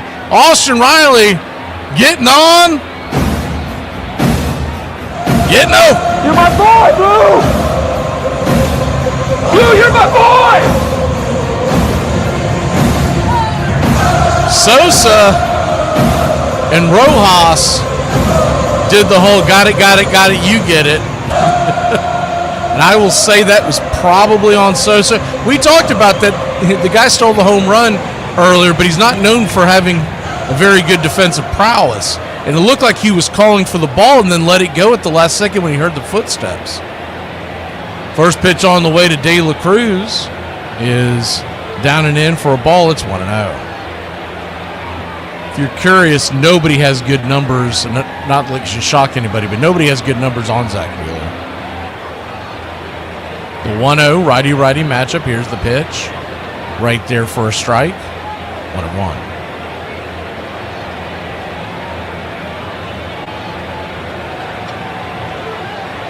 One count.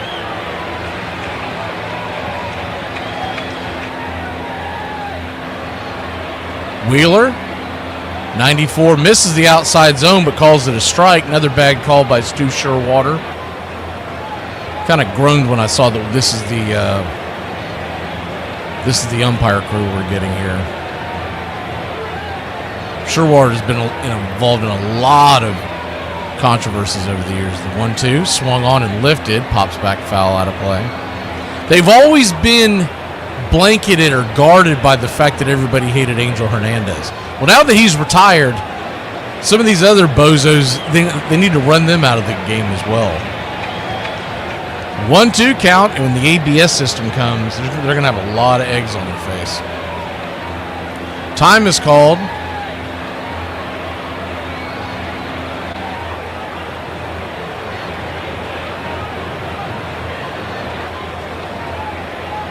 De La Cruz gets back in.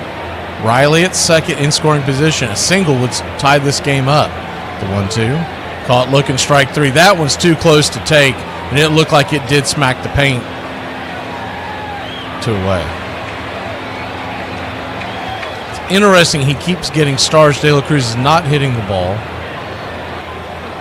But it's also interesting that he's getting starts in the lineup this high. They've got a lot of faith in him, I guess. Kid Kelnick comes to the plate. Hasn't had a good year, but he is 2 for 5 lifetime against Wheeler. Curveball's down and in. It's 1-0. Zach Wheeler only at 26 pitches. So the Braves started off pretty good, but really haven't made him work much yet. The 1-0. Fisted foul back out of place to chase that one in off the plate. 1-1. You wonder if Tim Heyer can change the culture of this team with the current manager as far as trying to work counts. The 1-1 swung on, pops it back foul. It's 1-2. So now Wheeler's got him where he wants him. He's got 2 strikes, a couple of pitches to play with, or he could just go right after him. If Kid Kelnick can get on, Murphy stands on deck, and you know he'll get a standing ovation. The 1-2. Down below the knees, 2-2. Good take by Kelnick.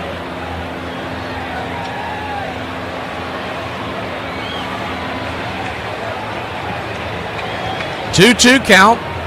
Riley, the decent lead over at second, not a huge one. He could probably steal third if he wanted to. Nobody's guarding the bag. The 2-2. Swing, fouls it back. We'll do it again. I mean, honest engine here, looking at it, it would take a very acrobatic play, though. It is JT Realmuto behind the plate. Now they've brought Bowman a little closer to the bag. The 2-2. Swing. Flips it back foul. 2-2 count of nothing else. Kelnick's making him work. Running that pitch count up a little bit. Giving Sale a couple extra breaths on the bench.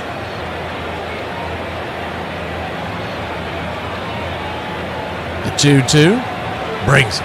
Outside wide, 3-2. So a full count. Riley will be going on contact. This will be the 8th pitch of the at-bat. Once again, Murphy is standing on deck.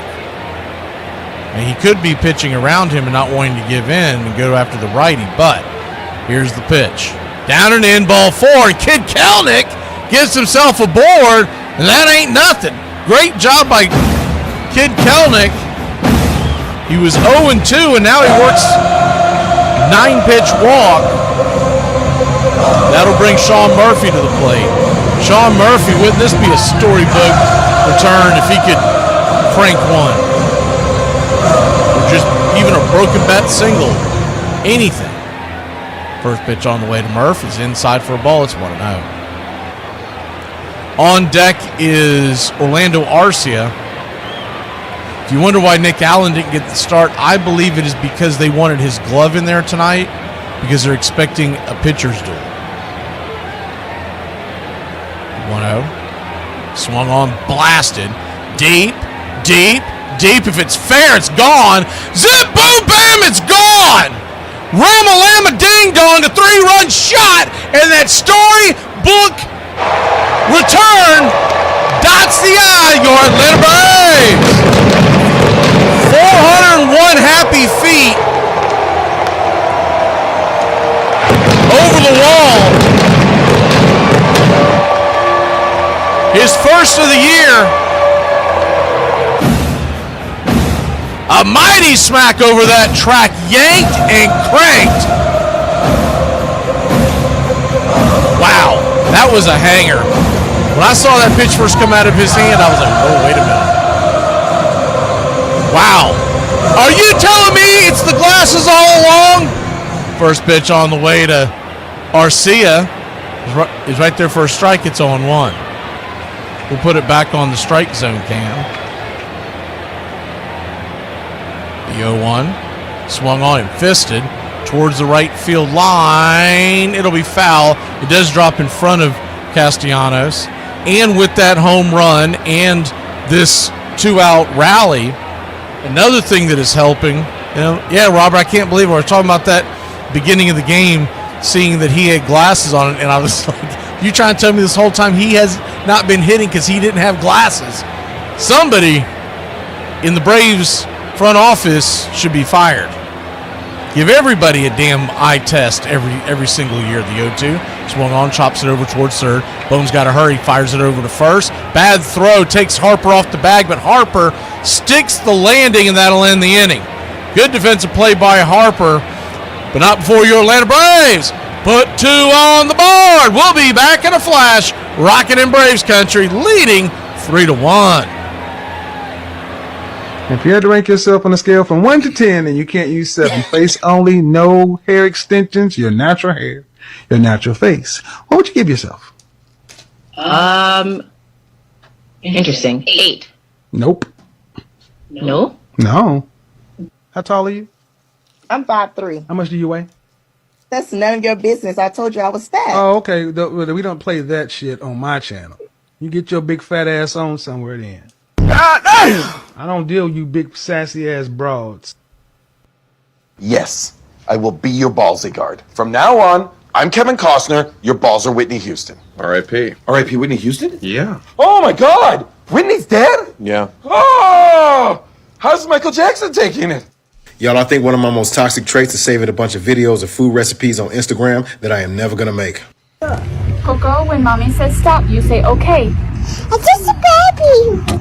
But you still had to say okay, mom. I'm just a baby. For the second time in 4 years, the Cardinals were going to the World Series. And this time, they'd face off against Whitey Herzog's old club, the Kansas City Royals. They were a good club. They had speed. They didn't have a lot of power, a lot like us. Fast forward to Game 6. The Cardinals have a 3-2 series lead and are up 1-0 in the 9th inning, 3 outs away from a championship. But then, Cardinal fans would be introduced to a name that would echo in their minds forever. Don Denkinger. Yeah. Little squibber to the right side. Worrell races over to cover. The throw doesn't get him. Todd Worrell makes a great athletic play in catching the ball and staying on the bag, and he's called safe. Looks like he's out. Oh, yes. I don't think there's any doubt about it. What's up, Braves country? Looking forward to a great Atlanta Braves season. See y'all at the ballpark.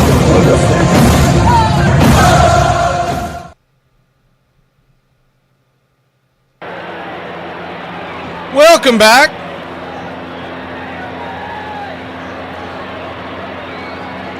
James, hopefully if you just go in and out of the app, it usually clears it up. I think we put that in the chat. First pitch on the way from Chris Sale, floats a slider. Down and in, it's 0-1.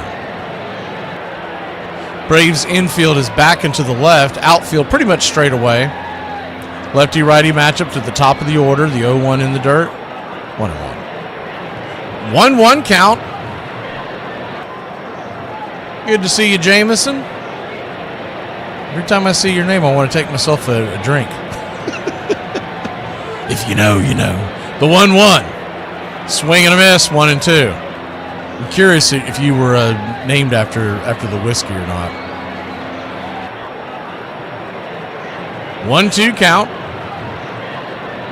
Lefty, righty. Chris Sale comes set, brings it. Swing, slaps it over towards right field. We were playing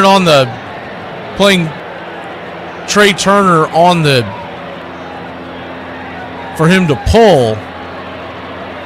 They had the shift really close to the second base back, so there was a huge hole over to the right. As soon as he got an outside pitch, he just poked it out there. If Ozzie is sitting where a second baseman normally sits, he basically fair catches a soft line drive. That'll bring Harper to the plate, tying run standing at home plate. First pitch on the way, swing and miss slider, it's 0-1. Braves 3, Phillies 1. If you're just joining us, Sean Murphy is back from the IL in a big way. He hit a 3-run shot over the left field wall over 400 feet to give us the 3-1 lead. Turner, conservative leave over at first. The 0-1 pitch, that ball's going to get sliced into left field. Backhanded by De La Cruz. He'll fire it towards third, and they'll play station to station. No sense of getting thrown out. And the Phillies got something cooking here.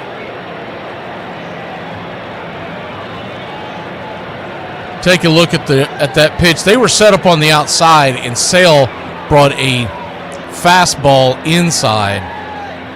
And you can tell that Bryce Harper was actually looking away, and he just kind of adjusted it inside out of the swing.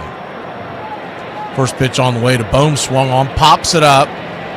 That is a major league pop fly. That would bring rain if there was a cloud in the sky. De La Cruz will make the catch.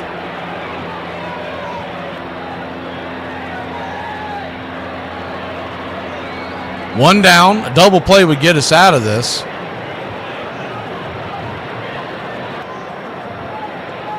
Coming to the plate is Schwarber. He can be doubled up fairly easily, but Turner with great speed and Harper still with pretty good speed.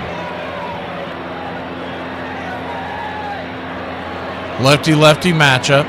Here's the first pitch. Fastball, runner goes, and the throw is down to third. Riley extends the tag, but going around the tag and tagging the back of the base is Turner, and they got a double steal in the process. Harper heads down to second. So they're out there testing Sean Murphy early. Remember, he's out with coming back from the rib injury. Fairly close play, the 0-1. Swung on, blasted. Deep center field, and if that stays in the... it goes over the head of Harris. Poorly played, that's going to tie the score. Harris overran it, and it's going to be a triple for Schwarber, and it's 3-3. Good Lord.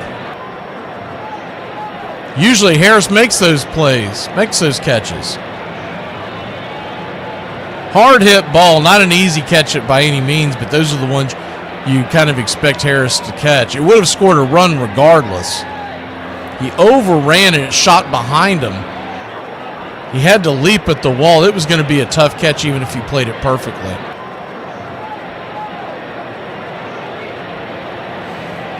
So, tie game. First pitch on the way. Swung on, pops it deep into left field. You kind of just want that ball to go foul because Schwarber would score easily from that one. It's 0-1. So just like that, the lead is over. Chris Sale is not doing Chris Sale things.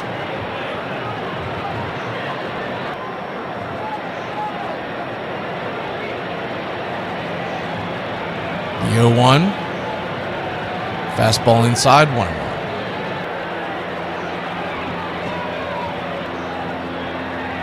1-1 count.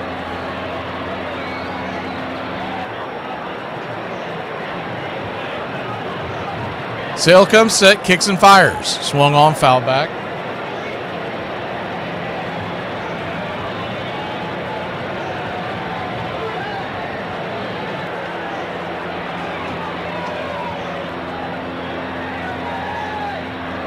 One-two. Castellanos, infield pulled in. Outfield pretty straight away, so the 1-2 pitch, swing rips it into left field, coming over. It's going to get down and into the gap. De La Cruz overran that one, and that'll probably cause an extra base. Poor defense by the Braves, and it's 4-3 Philadelphia.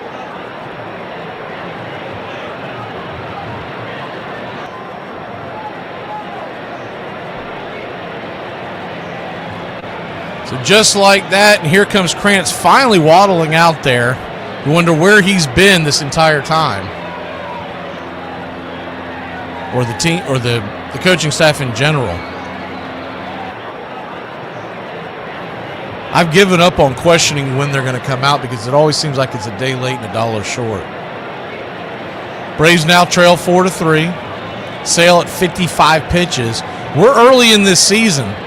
He's not going to be able to continue to do this for much longer without them having to go get him.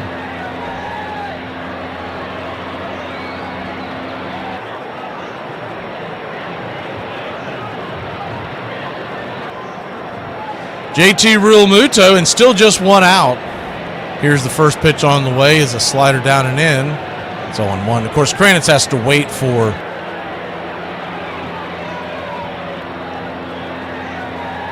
to be directed to go out there. He can't just go out there on his own. He can lobby for it, but he can't do it on his own. It has to be Snicker that pulls the trigger. The 1-0 down and in, 2-0. So a 2-0 count.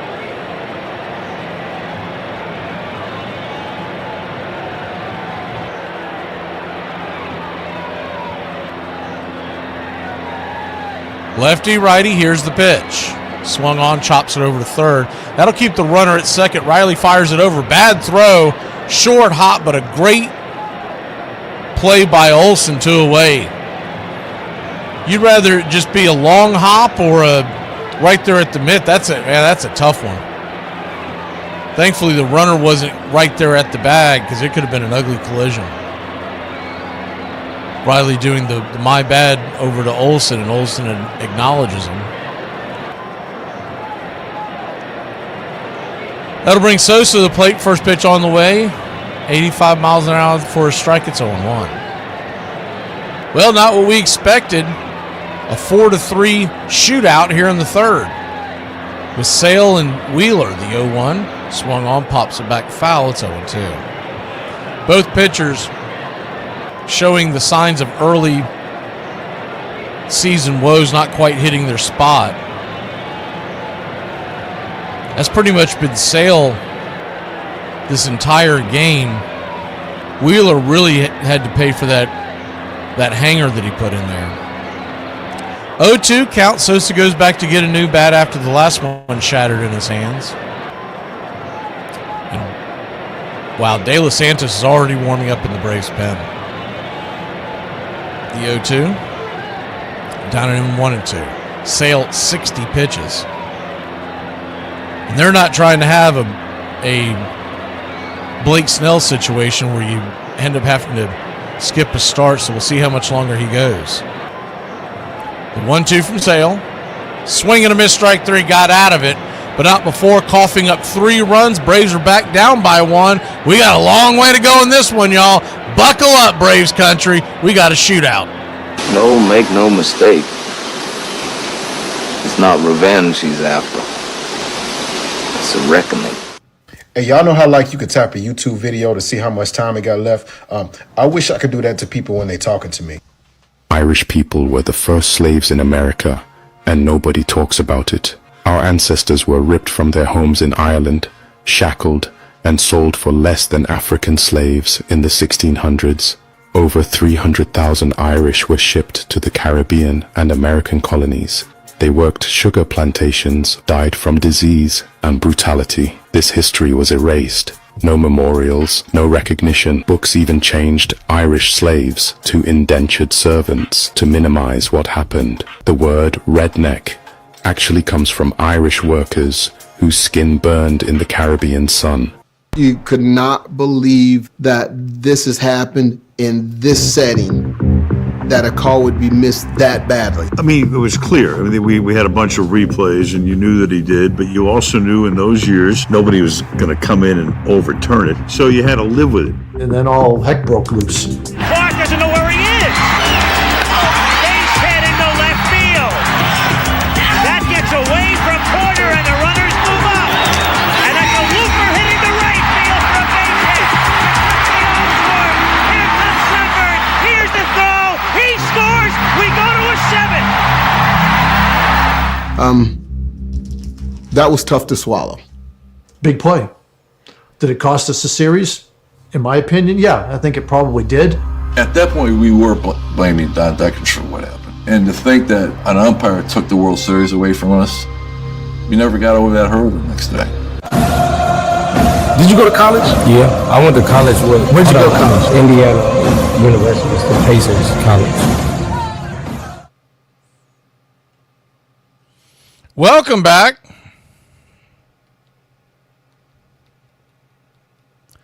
Atlanta Braves trail 4-3. They're repairing the left field wall. A little tape out there that Harris had to, didn't have to. He slammed into it, and his spikes put a little tear on the wall. They're just putting a little duct tape. Zach Wheeler back to work. First pitch on the way inside. Michael Harris his second at bat. Had to bend out of the way. 1-0. The 1-0. Swing and a miss. 93 up top. 1-1.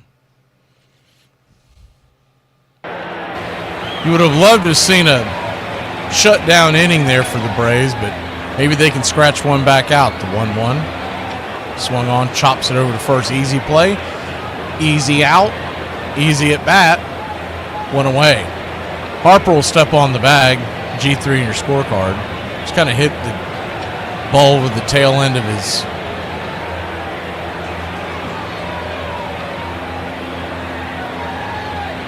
barrel and dribbled it over to first. One down, Ozzie Albies. He's 0 for 1.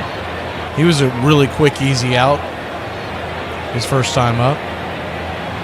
First pitch on the way, swung on and blasted towards the right field corner. That ball's going to get down where the green grass grows. Ozzie Albies is going around first. He's heading into second, and the Wiz has a one-out double. How about that?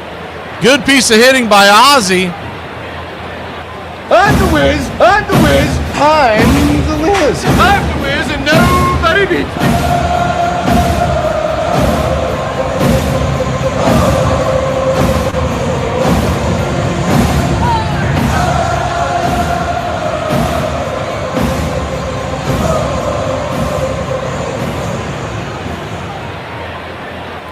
So 1 on, 1 out. Marcell Ozuna, the batter, first pitch on the way, 94 right down the pipe. 0-1. That's one of those ones I think Marcell would like to have back. The 0-1. Infield back and to the left. Kicks and fires. Swing. Rifles it fouling out of play. 0-2.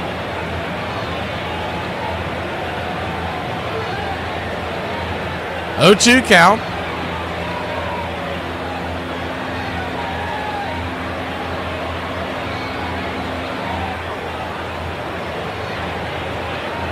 Braves 3, Phillies 4. Here's the 0-2 pitch. Caught looking, strike 3. I mean, he never got the bat even somewhat close to moving. What was that, Marcell? 2 away. I think he's still stewing on the strike called in the first at bat. He was definitely in his own head there.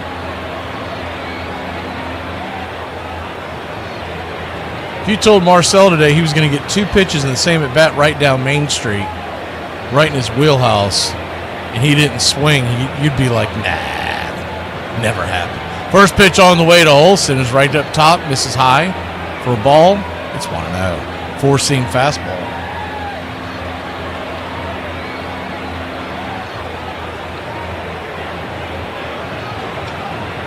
Mets roll the Marlins today 10-5.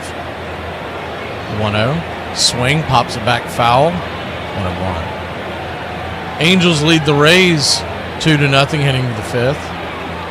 We'll see the Rays on Friday. Tying run at second, a 1-1 count to Olsen. Pitch on the way. 94 inside. 1-2. The way they're playing Olsen, ought to be a dead giveaway to him that they're going to try to jam him inside, because typically teams have a much more pronounced pull on him, but the second baseman's pretty much playing 100% honest. The 1-2 swing, pops it back high, deep, not deep enough. Don't believe, but Sosa's out there, so it'll be an interesting play. He'll make the catch after dancing around, almost tripping over his shoes. We'll be back in a flash here on Braves Country. Braves trail by 1. We go to 4.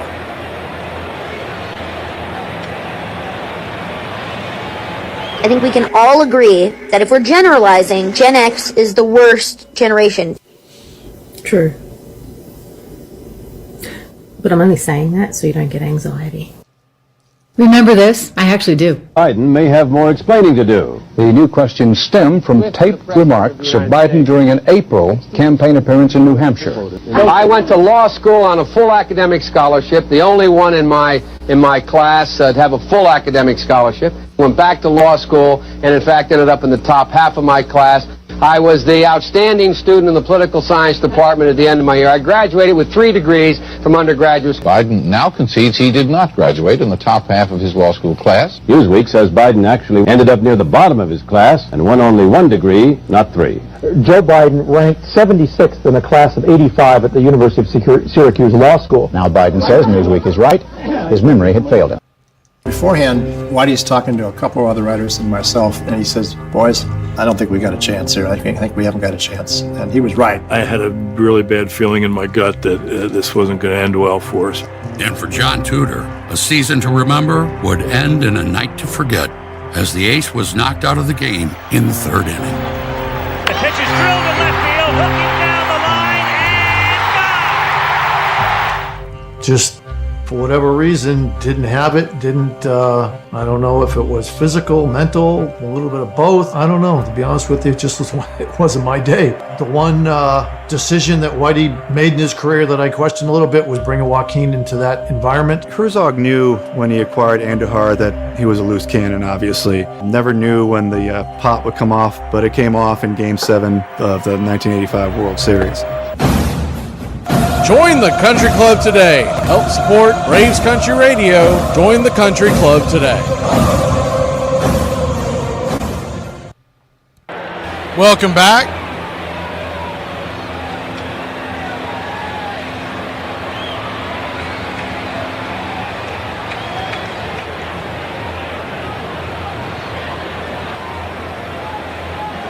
Chris Sale goes back to work. 62 pitches in as we begin the fourth. First pitch on the way, nowhere near the zone.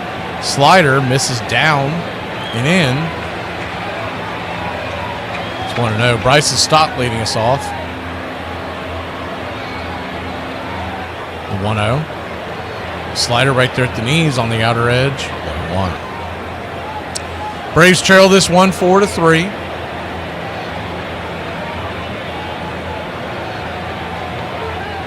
The 1-1. Swung on, hits it over towards second.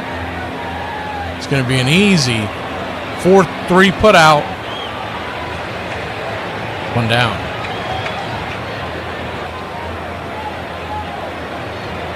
One away. Rojas will be the batter, and then the lineup will flip over.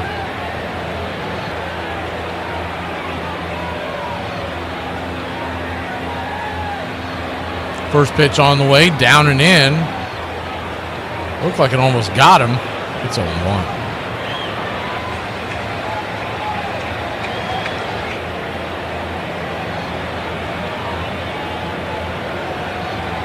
The 0-1. Kicks and fires. Slider smacks inside. 2-0. 2-0 count.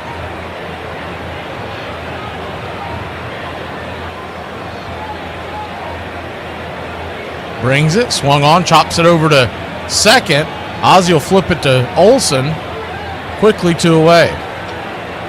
Man, could he use a quick inning here, but here comes Trey Turner. 2 down.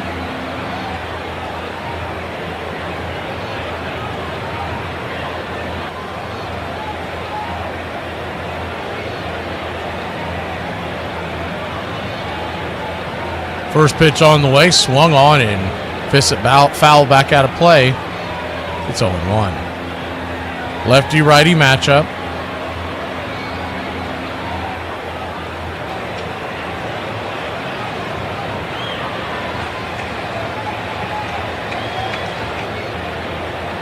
The 0-1. Swing and a miss. 0-2. So an 0-2 count.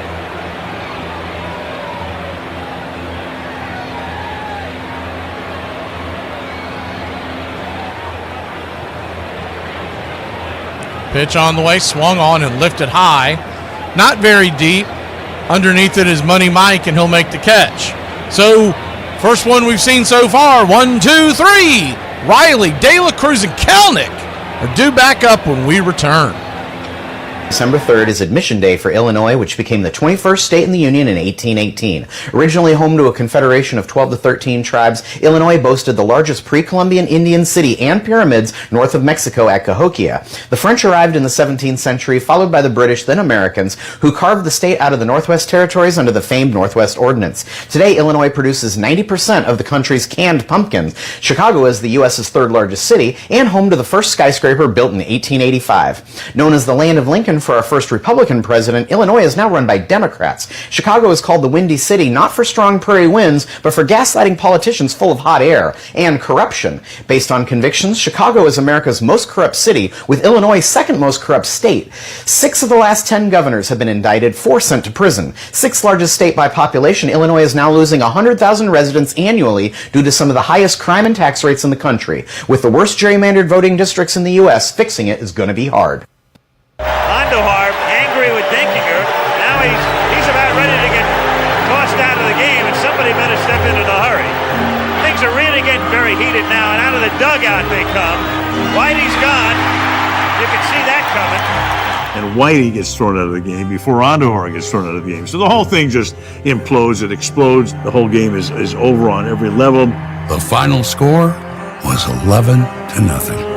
A brutal way for St. Louis's dream season to come up short. And the Royals pour out of the field. The Kansas City Royals are the champions of baseball. It was the best team I was on by far, and it just had such a horrible ending. And that one day, in my mind, that's all I think about is just that one day. I don't go back and think about all the good days. I think about the one bad. Hey Braves Country, I'm Mac McGee. Join us for Pitch by Pitch, Play by Play, the classic call of Braves Country baseball.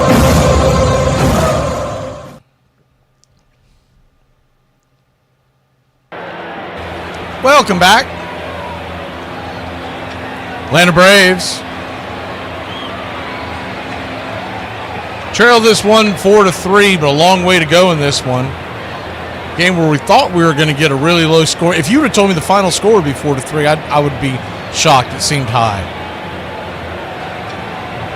Wheeler goes back to work. His 50th pitch of the night. First pitch on the way. 94, misses high.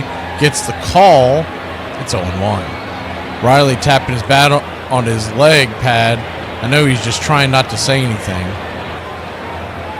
Why nobody else says anything from the dugout, that's a different story. The 0-1, high and inside,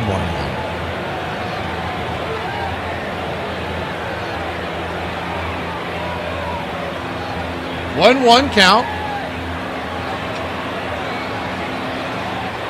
Kicks and fires. Swing, chops it over towards third, but it'll go foul.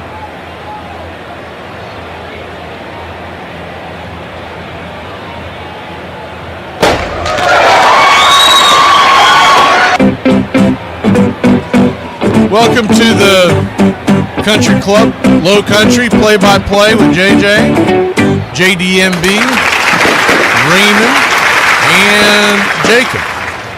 Pitch on the way, swing and a miss, strike 3, and away. One down, 95 right down there, the middle of the plate. Touch high and touch outside, but just brought the smoke. Good to see you, JJ.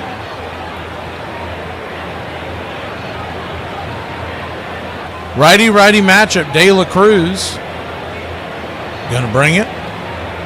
96 off the plate to Brian De La Cruz. It's 1-0. The 1-0.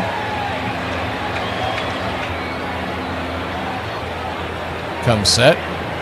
Swing, hits it high and deep into center field, but going over, making the catch is Rojas. 2 down. Gave it a pretty good ride. A little short of the wall. Say that one probably went about 385-ish. 2 down, and the Braves are in danger of giving Wheeler a quick inning. We've talked about this during this broadcast. They've got to work on the pitch counts of the starting pitchers. They've never done a good job with it. The first pitch misses down and in, it's 1-0. And when Tim Heyer was brought in as the 1-0, swung on, fouled back, it's 1-1. When Tim Heyer was brought in as the new batting coach, that was one of the things they talked about, but you haven't seen it come to fruition yet. I know it's not going to happen overnight, but you'd like to see it. 1-1 count to Kelnick. Righty-lefty, here's the pitch. Below the knees, 2-1. Hit the out-of-town scoreboard here in a second. Nationals 8-1 over the Dodgers. That makes you feel good, doesn't it, Braves Country? The 2-1. Swing and a miss. Chase the sweeper down and way out of his shoes. If that score holds, they're going to be going for a sweep tomorrow.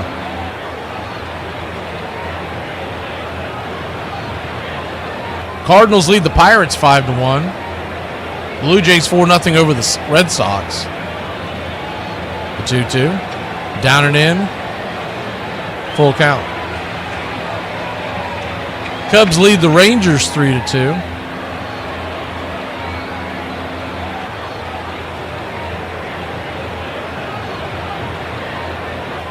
Payoff pitch, down below the knees, ball four. So how about Kid Kelnick?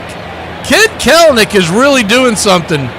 He is absolutely working the count tonight. And the last time he worked a count, Sean Murphy rocked one over the left field wall to give the Braves the lead. Can he do it again, maybe?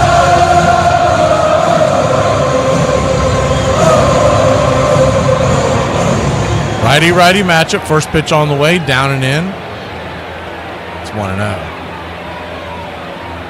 Talked about it at the beginning of the game, then mentioned after the home run. But if you're going to tell me all this time all Sean Murphy needed was a pair of glasses, I mean, come on.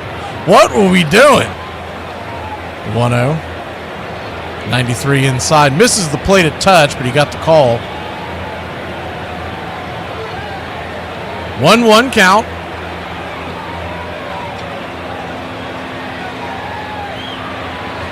Philly 4, Braves 3. 2 down, runner at first.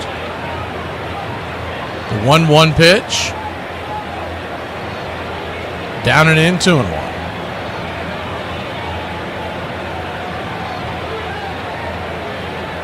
2-1 count.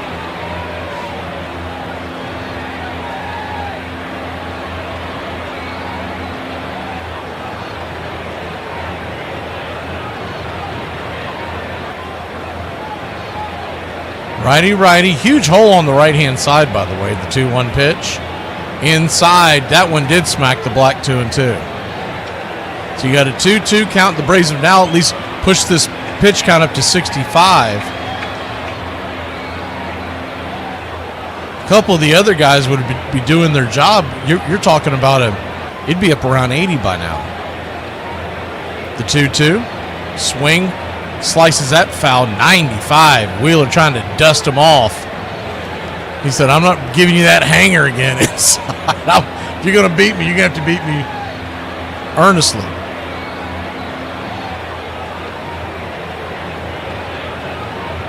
Rangers, by the way, have now tied up the Cubs. The 2-2 count. Righty-righty. Turn around and flip it over to first real quick. Kelnick back easy. Standing on deck is Arcia.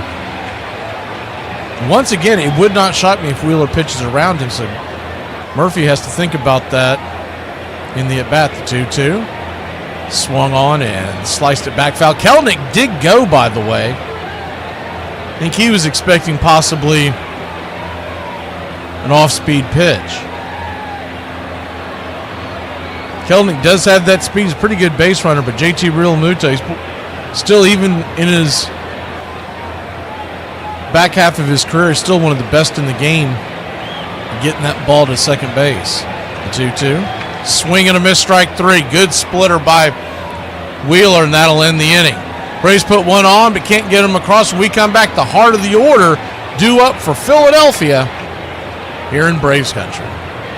Well, y'all, the day's here. I'm ready to graduate. I'm not sure what I learned, but I know I'm done learning. I'm so in love with my friends that I wish they lived under my bed. I would just feed them little snacks, slip them a Cheeto here and there. Nothing too major. Hey, does anybody else take only 40 minutes to wash a load of clothes, 60 minutes to dry them, and up to 7 to 14 business days to put them away? Cardinals had that World Series just about in their grasp, but it slipped away. Do you see the guys so far in spring training a little hungry to get back to that pinnacle? Well, that's true because, you know, it was hard to digest to know that it was taken from you from one call, and we don't have a World Series ring on our finger, so it'll be something else that we have to go out and play hard for and try to accomplish. After an off year in 1986, by 87, the Cards were right back on top. Thanks in no small part to the offensive evolution of a franchise icon. The Wizard of Oz can do more than just field his position. He can hit. Ozzie has become the true focal point of the Cardinals by 87, the true linchpin. Not only did he become a good hitter, but he got stronger. And he figured it out. He figured out what his strength was. Ozzie has just gotten better every year offensively. I watched him go from being a 200 hitter to a 300 hitter with the work and time that he put in.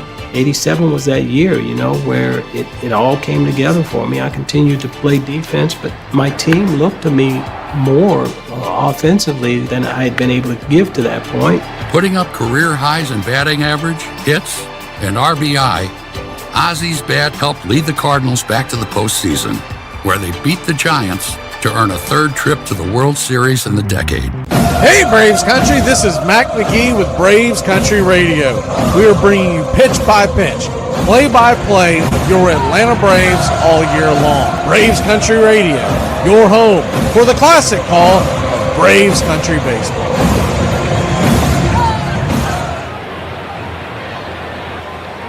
Welcome back. Chris Sale going to go back out there for another inning of work, hopefully, as we hit top of the fifth inning. 4-3 your score. Braves had a short-lived lead after a 3-run home run by Sean Murphy. Very next inning, after leading 3-1, is the first pitch on the way to Harper is a swing and a miss strike. It's 0-1. The 0-1, swing and a miss, chase the slider off the plate. 0-2. Sale coughed up 3, and 4-3 is where we stand. Infield is back and to the right. Anything that gets dribbled down the third base side is going to be at least one base. The 0-2 swung on, lifts it into right field, running in, making the easy catch is Kid Kelenic. One away. I think I'll say for Kelenic here in the early part of the season, he hasn't gotten the hits yet, but he's working his way on base. He's shown much more plate discipline. And he is a steady glove out there in the outfield. The hits will start falling as long as he keeps making contact. First pitch on the way is a strike at the knees to Bohm. It's 0-1.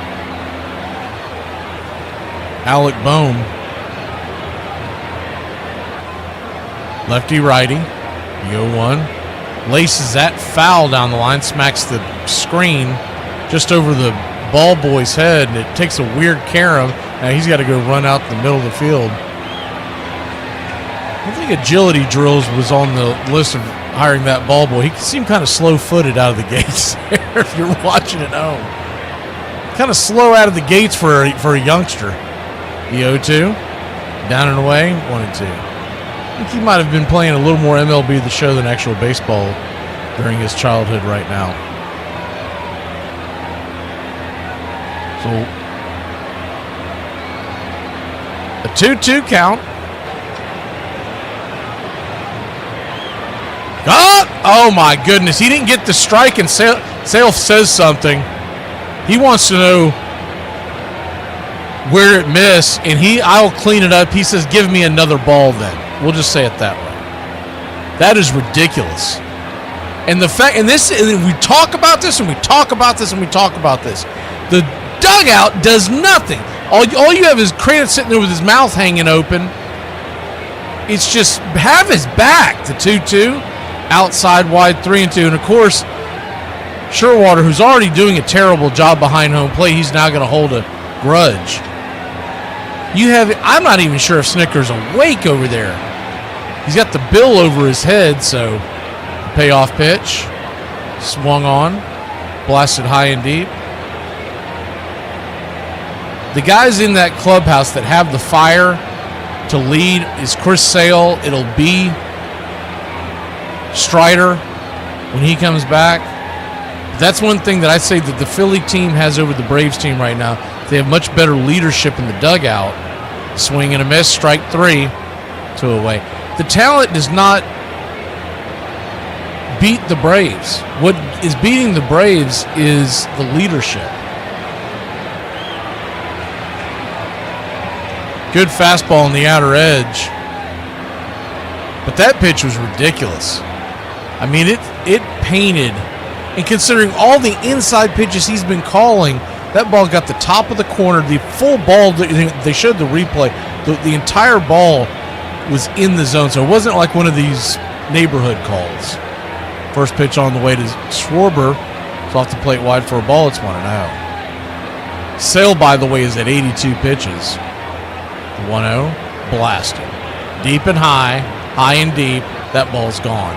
And Sale's probably still fuming over the blown call by Bozo, Surewater behind the plate.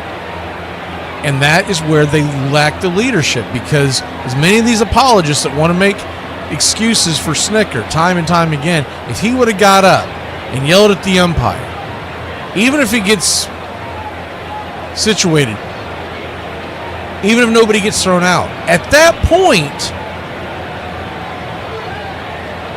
Chris Sale can kind of gather himself. But you know he's still stewing over it. First pitch on the way is a bender outside wide. It's 1-0. But I still say, and I'll say this till the end, you got to be paying attention to the game to get mad at the game, and I don't think he really pays attention much. It always seems he just kind of has a blank look on his face. The 1-0, swing and a miss, 1-1. But the media always pats him on the back. And I might be a little overcritical, I get that, but the 1-1 pitch is lifted high and deep into center field, left center. That ball's going to go off the wall. Harris, good play off the wall, gets the carom, but it's going to be a 2-out double for Castellanos.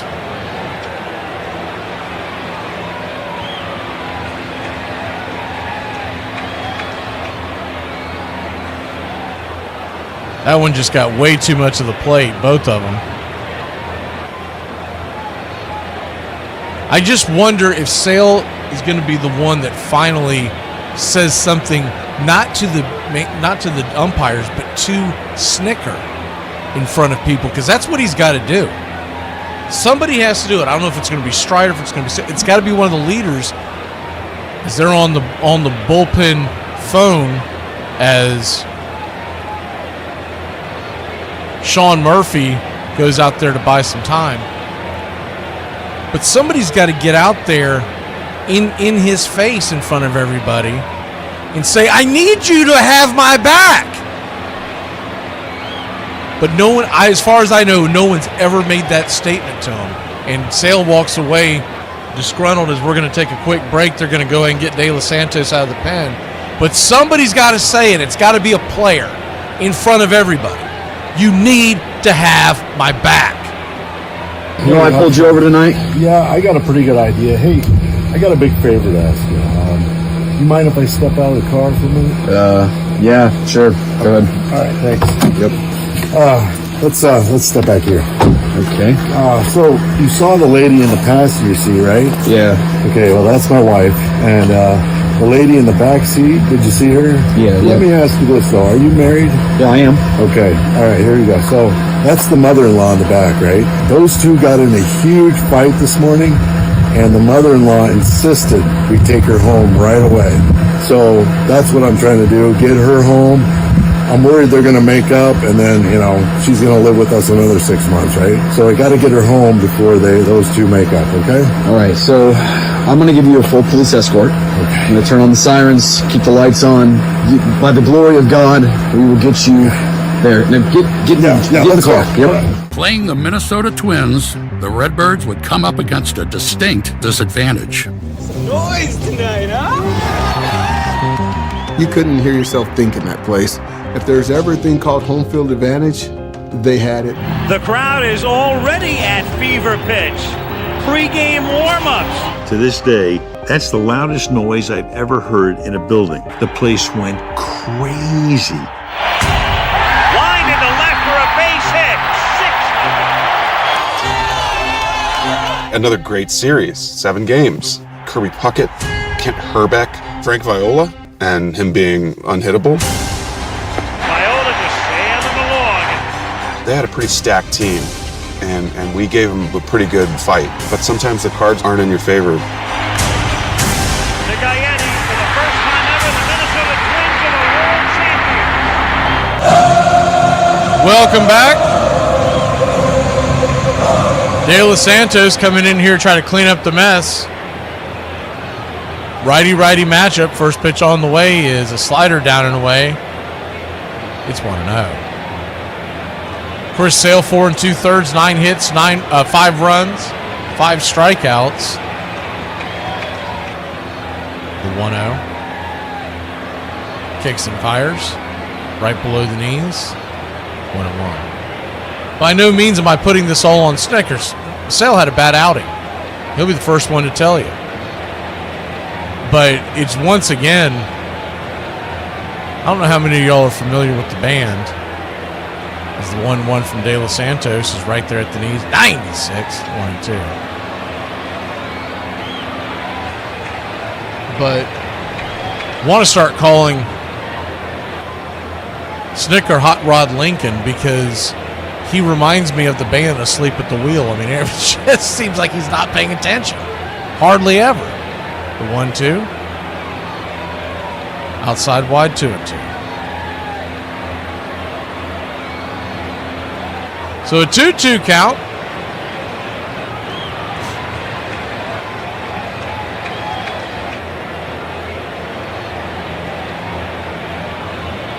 Here's the pitch.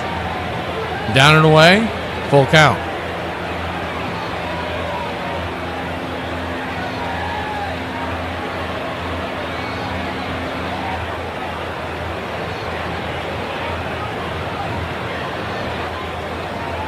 Full count. Pitch from De Los Santos. Swung on, chopped foul. We'll do it again. When JT Realmuto reaches, you got Sosa and then Stott. De Los Santos pretty much going to be known to be the long man, especially from the right side. So if he can get out of this, you would expect him to at least go back out there for the 6th, maybe longer, but I think it'd be dicey to have him face the top of their lineup. Payoff pitch. Swung on and corkscrews it foul. Down the first base side.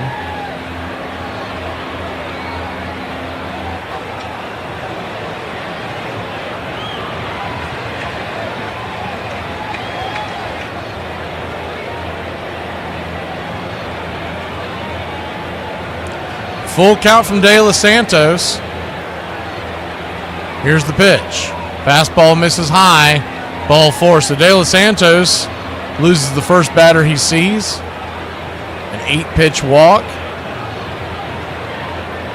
You better get Sosa. You have the bases loaded or something worse with Stott coming to the plate. It's going to get bumpy really quick. Righty-righty matchup. First pitch on the way. Swung on, fisted back foul. It's 0-1, 96-mile-an-hour fastball.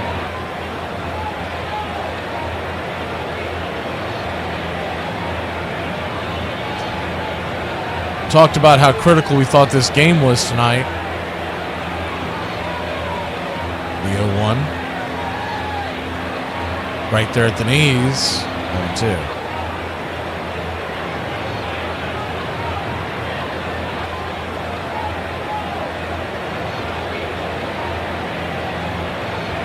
So an 0-2 count.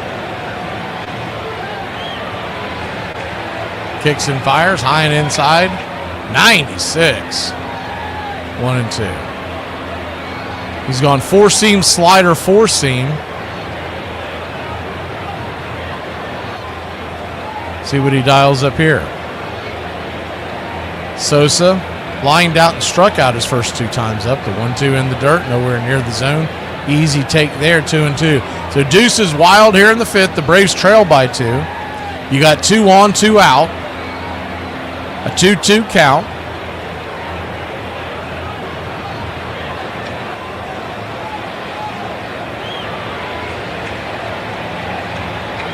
The 2-2. De Los Santos brings it. Swing and a miss, strike three. Got him with the slider. It was a little high in the zone, but he got her to miss. That'll end the inning. Braves cough up a run. It could have been worse. Arcia and then the top of the lineup will see Wheeler for a third time when we return. Dude, I think my grandpa was onto something. People think overalls are for old people. The mobility, dude. Back pockets super long. Double front pockets. I mean, you'd rather play checkers on a leopard's ass than mess with somebody in overalls, dude. I feel tough as Tarzan's feet and knees, baby. Come on. December 4th, George Washington's cousin, Colonel William Washington, pulled off a brilliant ruse in 1780 to secure a victory for the Continental Army. Colonel Washington, leading a small unit of cavalry and militia, managed to corner a well-fortified Loyalist unit in South Carolina. Outgunned and without artillery, Washington turned to ingenuity, carving a cannon from a tree trunk and positioning it as though he were preparing to bombard the house the enemy was holed up in. The tactic, reminiscent of pacifist Quakers who used Quaker guns to deter aggression, worked perfectly. Intimidated by the supposed heavy firepower, the Loyalists surrendered without a fight. This clever deception, along with other Southern campaigns, weakened British forces and morale, setting the stage for their ultimate defeat at Yorktown less than a year later. No one knew it then, but just like that, the Whitey Ball era had essentially ended. Sure, Whitey stuck around for a few more years, and Ozzie a few more after that, but the magic of those special runs was gone. Still, the 80s Cardinals had, for the better part of a decade, played the game in a way no one had ever really seen before or since. And in the process, they made St. Louis the best baseball town in America. The 80s Cardinals reignited baseball in St. Louis. It was always a very, very good baseball town. It became an over-the-top baseball town and stayed there. We were one win away from winning 3 World Series in a decade. I mean, I don't know how many times that's been done, but it doesn't happen that often. If they had won those 3 titles, they would have a significantly greater place in the history of baseball. And I think actually that style of baseball would have a significantly greater impact.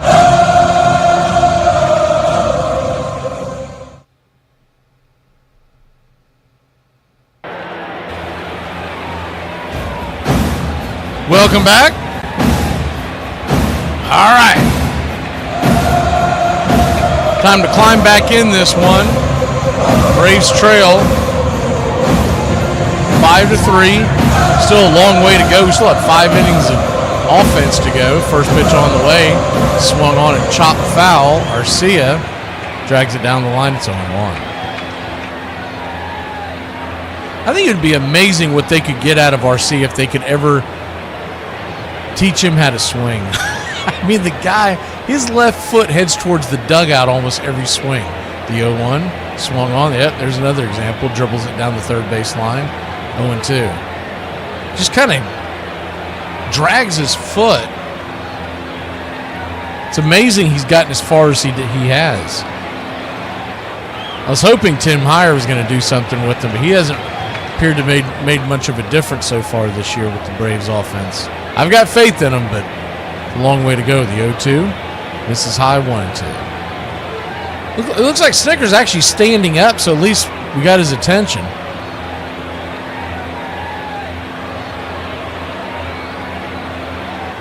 The 1-2 count, swing and a miss, strike 3, blew it right by him. That open stance once again as he swings his foot towards the third base dugout. He'll head to the first base dugout and away. And there's always a pitcher out there that every once in a while you get out in front, you look silly, but it's like it's every at bat. When he is actually hitting well, just pay attention to his left foot. His left foot, when he's hitting well, will go forward and not towards third base. First pitch on the way to Harris is swung on and fisted foul. It's 0-1. And it looks like the swing of a little leaguer. It's dumbfounding that he's gotten as far as he has. The 0-1.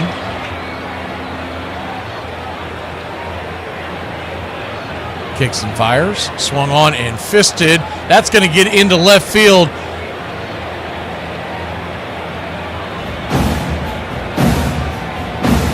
Turner tried to do a backhander and flip it towards first. He never would have gotten Harris. It was kind of a corkscrew shot or a cue shot towards just past Bohm and over towards left field. Turner did a good job preventing it from getting into the outfield. Not that I thought that Harris was going to go too, but he ended up fumbling the ball. So it'll be an infield single for Harris. First pitch on the way. Ozzie gets underneath one. Good night, Irene. Look at that swing. Easy out. 2 down. I don't even know if he had his eyes open. He made connection and then looked up and whoa. Marcelo Ozuna comes to the plate. One swing can get us back in it. Ozuna, terrible at bat the first time, or last time up, excuse me. Took a couple of pitches right down Main Street. I doubt he gets that again, but if he does, I would think he'd be ready. Righty, here's the first pitch. Down and away, 1-0. Yeah, I think that's going to become the main thing every time these guys start having a slump or whatever. We're all just going to assume they need glasses. 1-0. Swung on and fisted. That ball's going to eke its way into right field. That gets in through for a base hit. So how about that? The Big Zoo gets a big 2-out single. It wasn't exactly a beautiful thing to watch, but it got the job done. He fists it off his hands because they were playing so close to the bag, it just got over Harper's head. If he's back, meaning if Harris is not on base, he probably makes that catch. But Harper really didn't have much of a chance to react as the ball went over his head. So that'll bring Matt Olson to the plate. Matt Olson could take the lead with the swing, but we would love to just get a single. Harris, by the way, pretty far down the line because nobody's holding him at third. First pitch on the way, swung on and pops it up. Back out of play. It's 0-1. Righty-lefty matchup.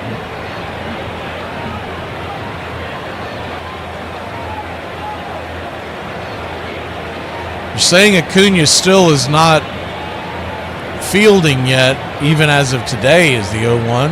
94 right down the pipe. 0-2.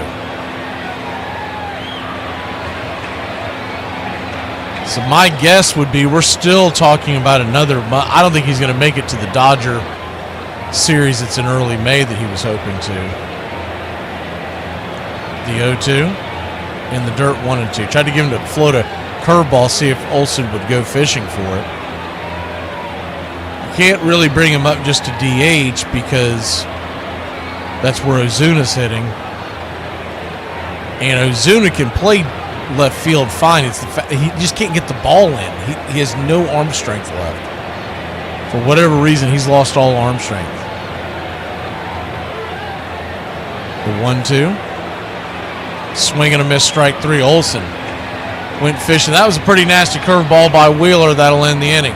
Braves get a couple on base, but we can't do anything with it. When we come back, we head to the top of the 6th, trailing by only 2. Do you ever need some advice? Or are you looking for some direction? If so, I present to you Yogi Berra's Quotes to Live By. His thoughts on naps. I usually take a 2-hour nap from 1 to 4. Little League Baseball is a very good thing because it keeps parents off the street. His thoughts on funerals. You should always go to other people's funerals, otherwise they won't come to yours. His thoughts on a popular restaurant. Nobody goes there anymore, it's too crowded. His thoughts on slumps. Slumps? I ain't in no slump, I just ain't hitting. And last but not least, his thoughts on money. A nickel ain't worth a dime anymore. There was no one else like Lawrence Peter Berra and the wisdom he passed along.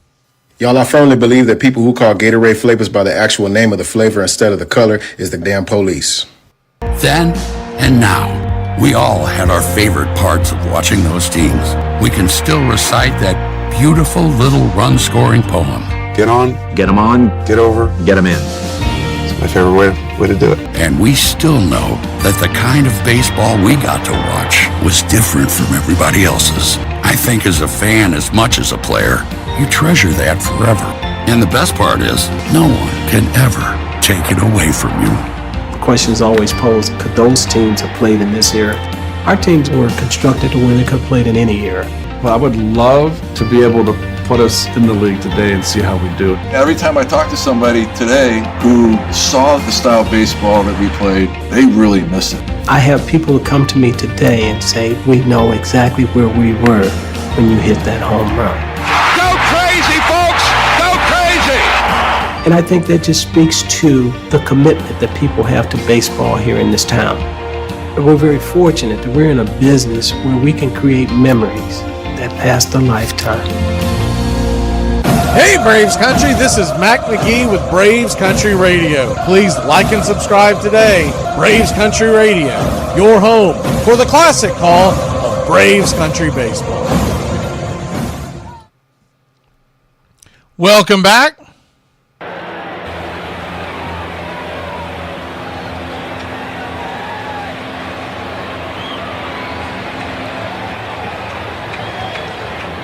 Braves acquired Rafael Montero from the Astros today, so that's a reliever. That's a pretty interesting move. Talk about that here in a second. First pitch on the way is a fastball, four-seam fastball, right there for a strike. It's 0-1. De Los Santos is back out there.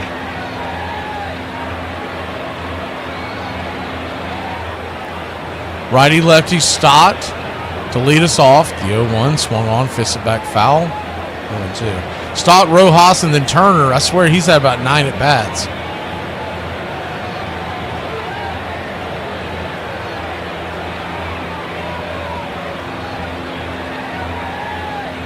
The 0-2.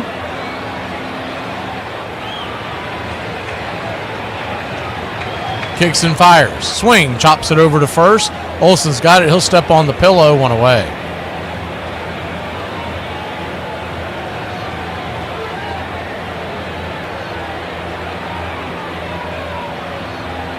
Rafael Montero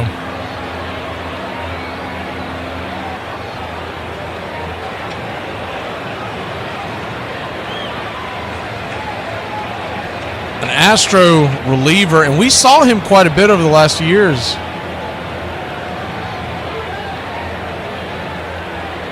First pitch on the way is a 96-mile-an-hour fastball. It's 0-1.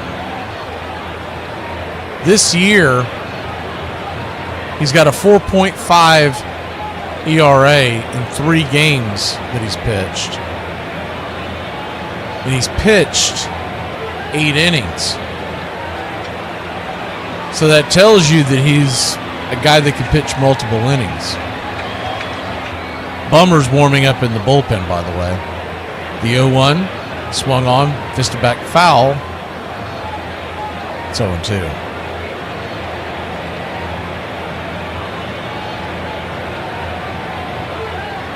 Bummer, if you're looking forward, you would think he's coming in to face Harper. The 0-2. Swing and a miss, strike 3, 96. De Los Santos bringing it 2 away. So it'll be interesting to see what the Braves do with Montero straight out of the gates. But to give you an idea of what he's done,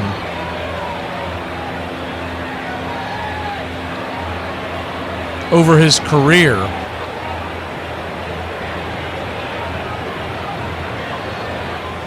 is Trey Turner, the batter. First pitch on the way, 96-mile-an-hour fastball, swing and a miss. It's 0-1.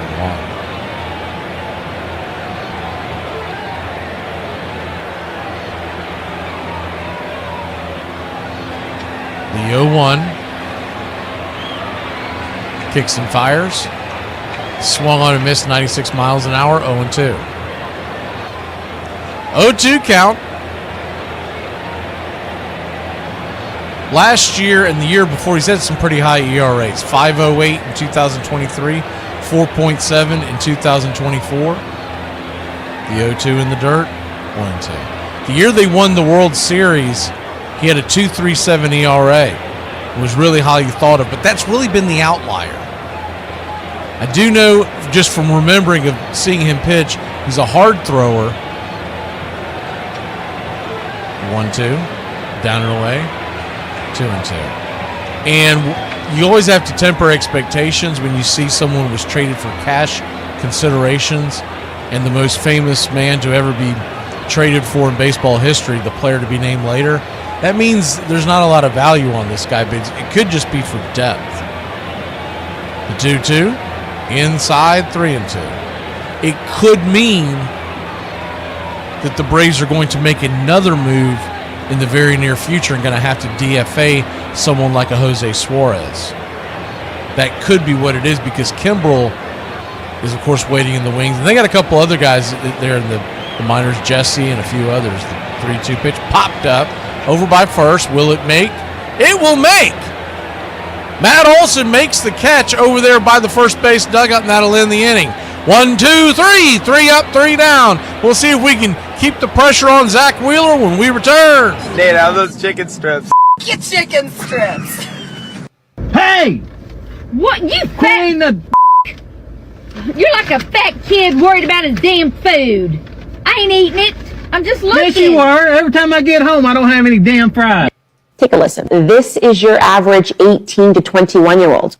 Why is everybody saying Gen Z is going to get drafted? Like, no, we're not. Like, how are they going to actually force us to get up and go to war? I understand it was like that in, like, the 1940s. What else is there to do in 1940 besides shoot people? We have things to do nowadays. We have twerk, be bisexual, eat hot chip. And we're also, like, really mentally ill. What makes you think I'm qualified to have a gun? What's better than a nap? A nap with a cigarette. I know. I do it. If you're going to sleep in bed, make it a hammock. So if it lights on fire, you fall down and wake up. What are those? They are my Crocs. Okay, we're rolling and we got speed.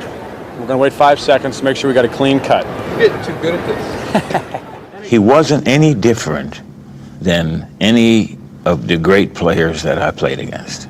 And I played against Mays, Aaron, Ernie Banks, Seaver. George Brett was one of those guys. He was a 13-time All-Star and the only player in Major League history to win a batting title in 3 different decades. But what made George Brett the kind of player no fan would ever forget was an uncommon combination of relentless intensity and boyish charm. I so much wish I was more like George when I played. Fans in Philly would have ate him up. I was a little bit more like this when I played, and George was like, you know, he was almost part of the crowd when he played. Please like and subscribe today, youtube.com/@BravesCountry. Welcome back on Hank Aaron Day, number 715. The all-time home run leader, legitimate home run leader. 755 is still the real number.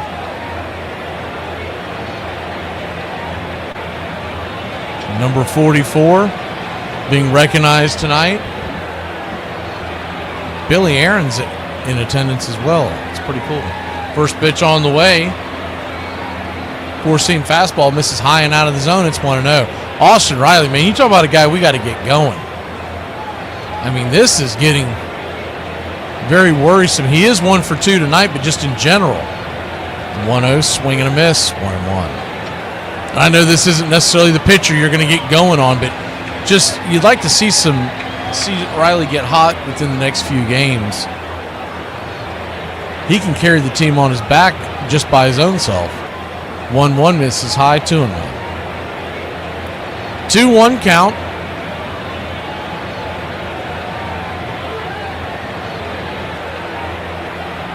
Wheeler comes set and brings it. Swing and a miss, sinker just under the hands. 2-2. Infield is back. They're shaded pretty straight away, but Harper's playing Riley to pull, so a huge hole down the right side. The 2-2, swing and a miss, right over it, 1 away. 1 down, and that'll bring the Ice House to the plate. Matt Olson.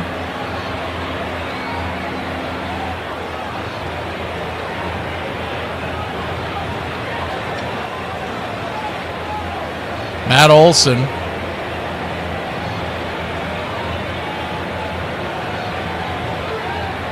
I'm sorry, not Matt Olson. I got it flipped in my head. First pitch on the way to De La Cruz. The swing and a miss strike. It's 0-1. So used to Riley hitting in front of Olsen in the spring. The 0-1. Swung on and lifted. Another good hard hit ball. That one's actually going to drop for a base hit. Thought that might stay up too long. So a good piece of hitting by De La Cruz. He had one earlier that he lifted that stayed up, kind of on the end of the bat like that, almost in the same area. This one had a little more top spin and it shot down. We got 1 on, 1 out. The tying run will come to the plate. It's Kid Kelenic. He's had some good at-bats so far. First pitch, 95-mile-an-hour fastball, swung on and sliced back out of play. It's 0-1. Righty-lefty matchup.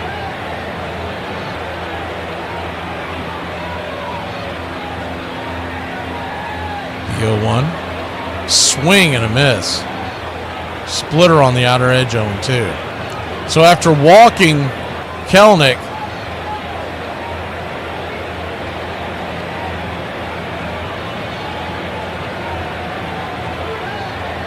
two times in a row, I think they're going right at him. The 0-2 in the dirt, 1-2. Tried to get him with that splitter one more time. This time it didn't stay up very high down near the dirt.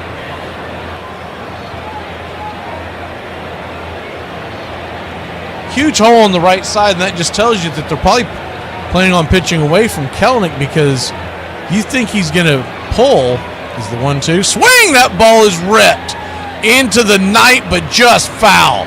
If that stays fair, that game is tied. It missed the foul pole by maybe 10 feet. 15 at the very most. Took a wrong turn at Albuquerque, and it's 1-2.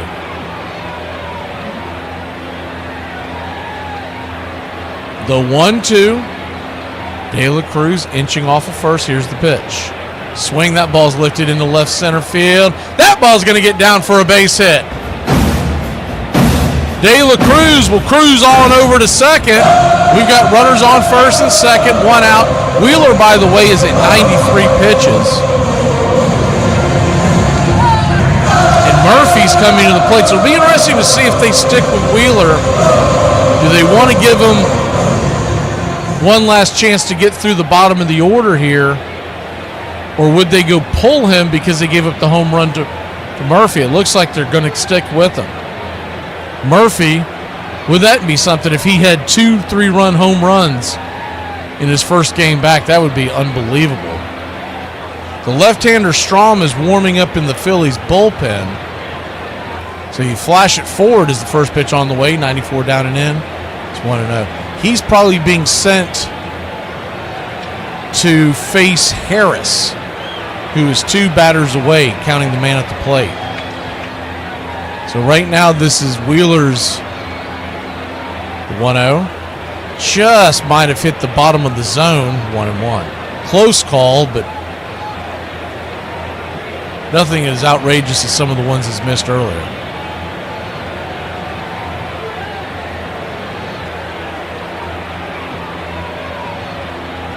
The 1-1 swung on, ripped into the hole. Here it comes the throw. Are they going to send him? They're going to send him. Here comes the throw, and he is safe. De La Cruz cruising on home, and we got ourselves a 1-run ball game. Smurf with 4 RBIs and 2 hits in his return. They flashed the Phillies dugout. No way in hell they're challenging that unless they're just trying to buy time for the bullpen. I was just shocked that Tuiasosopo actually had the cojones to send him. He was easily safe. We've seen him play so... That might have been a closed-door meeting of, if Arcia is the next batter, you better send whoever it is. We may not see the light of day. Orlando Arcia's got a chance to do something tonight. He's 0 for 2. First pitch on the way. 83 misses high. It's 1-0. Runners on first and second, as you can see. So the double play is still in order. And we know Arcia runs slow. And Murphy is the catcher at first. He runs slow, so you just hope he doesn't run himself out of the. You hate to say it, but you almost want him to strike out to keep the rally going. The 1-0's right there, first strike, 1-1. Wheeler is at 98 pitches. The 1-1. You just need a bloop or something. Swing, pops it back, foul. It's 1-2, 98-mile-an-hour fastball. Gotta figure the off-speed could be coming. He throws 6 different pitches, so it's really hard to guess what Wheeler's going to bring. He brings a four-seam, a sinker, a sweeper, a curve, a split, and a cut. He leans on that four-seam and the sinker, sweep, curve mix. The other two are basically for show. The 1-2, swing, rifles it back, foul. They tried to get him with that fastball. He just missed that, too. That went straight back to the backstop. Would that not have ignited this crowd? I mean, that's telling you right there that he missed a home run or a very hard hit ball by just a millimeter or so. The 1-2, swung on, ropes it over towards third, but foul. Do it again. Looks like now we've got Dylan Lee warming up in the bullpen. Now that the Braves have brought it to a 1-run lead and they got out of the last inning, I think Bummer was being brought on only if that inning didn't go well. So Lee would come on to spell the 7th, and then, of course, PJ the 8th, and in a perfect world, Iglesias if we got the lead. The 1-2, misses high, 2-2.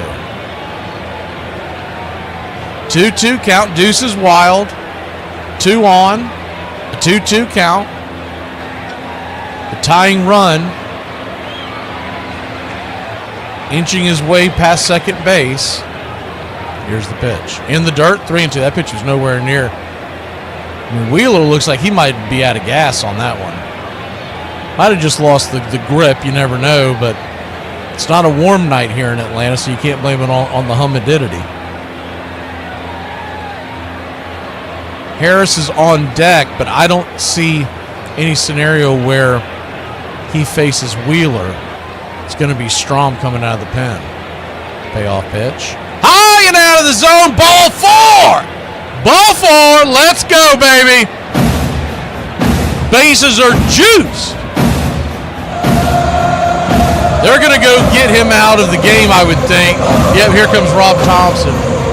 And that is probably a perfect time for us to go ahead and play 7:15 for you. As we hit the break, we will be back in a Flash Braves country. 7:15 by DM McGee, 2024. At 7:14, while enduring the hate, he carried the ghosts and stepped to the plate, echoing down from the great Yankee lore, the Bambino's shadow larger from days of before. Henry brushed back the pressure that loomed, threats from fanatics, knowing records were doomed. Into the box, and here comes the pitch. 7:15, it flipped like a switch. Fans escorted 44 round the bases. Hammer and Hank lit up their faces with smiles that unite as he wiped away tears. He hugged Mama tight for so many years. The Hammer had climbed the ladder to the top. A sigh of relief. Briefly, time stopped. We recall and rewind the impossible dream. That night down in Georgia of 7:15. 7:15 by DM McGee, 2024.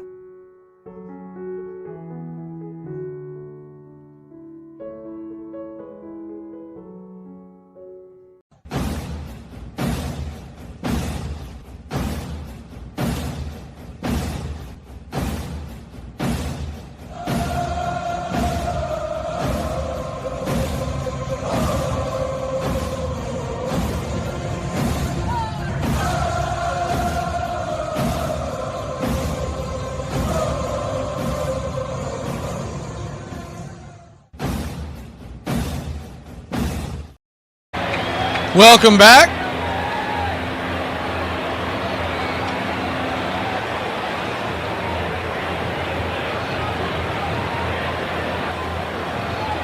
Strom will come in, the left-hander. He's yet to give up an earned run here in 4 2/3 innings. First pitch on the way, pops it up high into left field. Will they send the runner?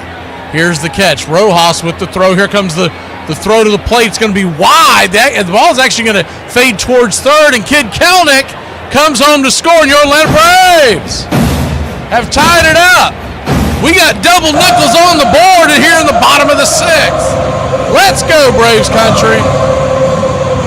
Money Mike did what he needed to do. Get that ball up in the air. I would love to know if him and Heyer had a conversation about that right before then. Because that's what we needed from a hitting coach. So many times last year, guys be out there trying to rake a grand slam or something. It's like, man, we just need to tie this puppy up. First pitch to Ozzie Albies is high and out of the zone. It's 1-0. It is interesting that they go to the left-hander at this spot because Ozzie has much more power from the right. And if you can't get him here, Ozuna's on deck. The 1-0. This is high. Called for a strike. Ozzie looks back at Sherwater. Unbelievable. 1-1. Once again, nothing coming from the dugout. Just ho-hum. Sipping the cocoa.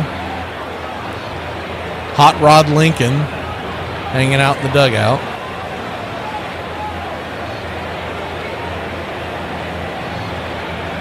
I think that's going to be the new nickname for our skipper, Hot Rod Lincoln. Might have to see if we can come up with some kind of emoji for that. That might be a difficult one to find. The 1-1 inside, 2-1. Did he go away? They're going to say he went around. I don't know about that one. And I'm going to tell you right now, first base umpire Dan Merzell, he may have went around, but he should have evened that up and said no. Just because the last pitch was such a terrible call. But nonetheless, we got a 1-2 count, 2 on, 2 out. The pitch, swing, pops it back foul, 91 miles an hour. Strom doesn't bring it incredibly hard fastball, but his release is kind of deceptive. Plus, he's got that mangy mullet coming out the back of his cap. He's probably hard to pick up on. That might be why he has it. 1-2 to Ozzie. Swing and a miss, strike 3, chase one inside. That'll end the inning. Ozzie flings his bat. He's still mad about the strike earlier in the count. Once again, anybody had his back. Come on, Hot Rod Lincoln. Wake up, son. We got a ball game. I never said that I like to drink. I like to get drunk. I like to black out as much as the next mentally unstable. But you will not find me just casually throwing back a couple of beers and calling it a night. What's the point? Like, what are you working towards? Nothing. I'm drinking an 18-pack and pissing my pants in public, or I'm not drinking at all. You know what I mean? You know what? I'm about to say it. Say it. I don't care that you broke your elbow. Are you secretly hoping they don't get good enough to make the travel team? I mean, I'm into it now, but it's a little much. And the cost of it is, like my son got his own bat. They all have their own bat. It's like, you've seen 3 good pitches all year. Why is your bat $390? Right. And why can't you hand it to the next kid when you're done striking out with it? We have $4,000 worth of bats in the dugout. We have 2 hits. And the coaches got it too. They got the huge equipment bags all embroidered. My coach had a bag he brought back from Vietnam. That was our equipment bag. We had a big green duffel. Yeah. They go in there, grab a ball. I think I found a grenade. Every time you played against George Brett, you felt like you had jumped on your bicycle, ridden down to the Little League field, and you played a pickup game of baseball. How can a guy be this good and seem like he didn't take the game that seriously? Larry, you come off a really year last year. What are you going to do about it? Well, main thing I'll try and... Boy, that was tough. They're not going to tape that, are they? But we all know that George took the game extremely seriously because we've seen him in action a few times when he wasn't the happiest guy in the world. Brett went in hard, and both teams are out on the field. But the numbers keep coming at you, like being one of just 5 players ever with 3,000 hits, 300 homers, and a career batting average over 300. Hey Braves Country, I'm Mac McGee. Join us for Pitch by Pitch, Play by Play, the classic call of Braves Country baseball.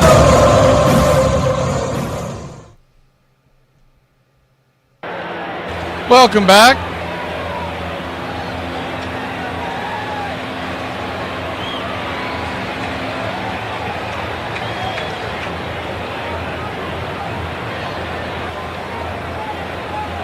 We head to the top of the 7th, and Dylan Lee will come on with the game tied 5-5.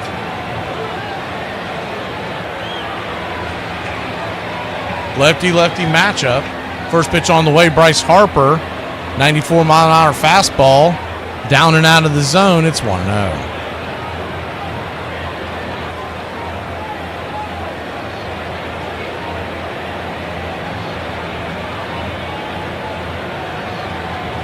The 1-0.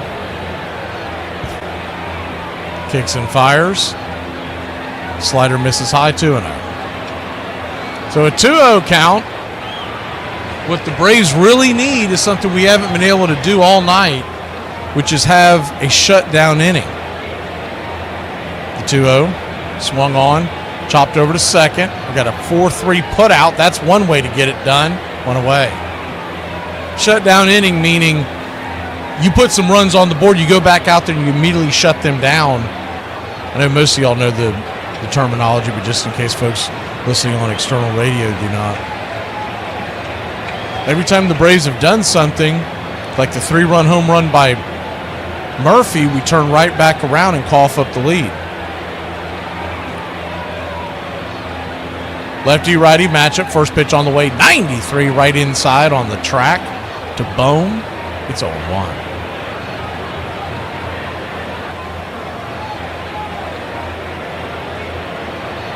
The 0-1. Kicks and fires. Whoa, spins him around, almost got him on the left arm. 1-1. 1-1 count. On deck is Schwarber. So in a perfect world, you go Lee versus Bohm and then the lefty Schwarber and get out of the inning as the 1-1 swung on, fouled back 1-2. And that would set up Pierce Johnson to face what is right now 3 right-handers in the lineup, but they would probably pinch hit. I would say Sosa gets pinch hit for, but you would get a right-hander versus Castellanos and Real Muto. The 1-2 swung on, come back to the mound. Lee's got it. Mr. Lee! Be water and flip it over there. He does. 2 away. That's a pretty good 30 for 30 if y'all missed that, man. The 1 on Bruce Lee. 2 down. Bruce Lee was pretty cool, but he couldn't throw a slider. That'll bring Kyle Schwarber to the plate. Of course, he could change this game with 1 swing. 4 home runs already. First pitch on the way. Hanging slider. Be careful with that one, Mr. Lee. It's 0-1. The 0-1. Rocks and fires. Check swing foul. Excuse me swing. 0-2. Lee 1 strike away from a 1-2-3 inning. He's been pretty good so far this year. I was impressed with his stuff in the spring. Of course, he's always been a very good. Remember when he came on the scene in 2021? They brought him up to pitch in the World Series, and we're like, what in the hell are we got going on here? And he's still around. The 0-2 in the dirt, 1-2.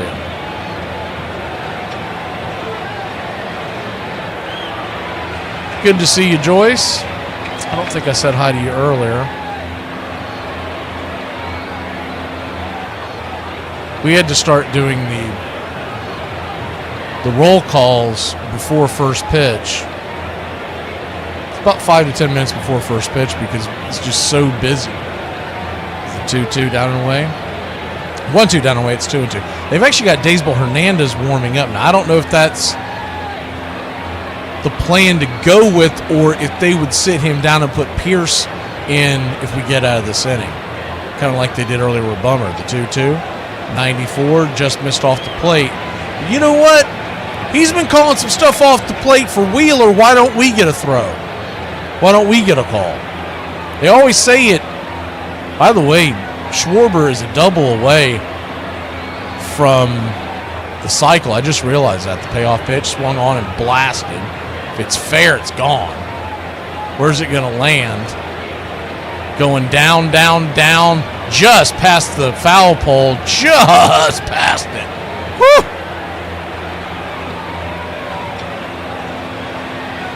I think regardless, this would be Lee's last batter because I don't think they're going to let him face Castellanos with Days Bowl in the bullpen. The payoff pitch, 97 below the knees, didn't get that call either, and he'll head down to first. So Lee got no help from home plate umpire Stu Sherwater. Still crickets in the dugout. And Hot Rod Lincoln's going to come out and get him out of the game. We'll be back in a flash. Asleep at the wheel. It's going to go grab Daysbull Hernandez. We'll have a righty-righty showdown when we return.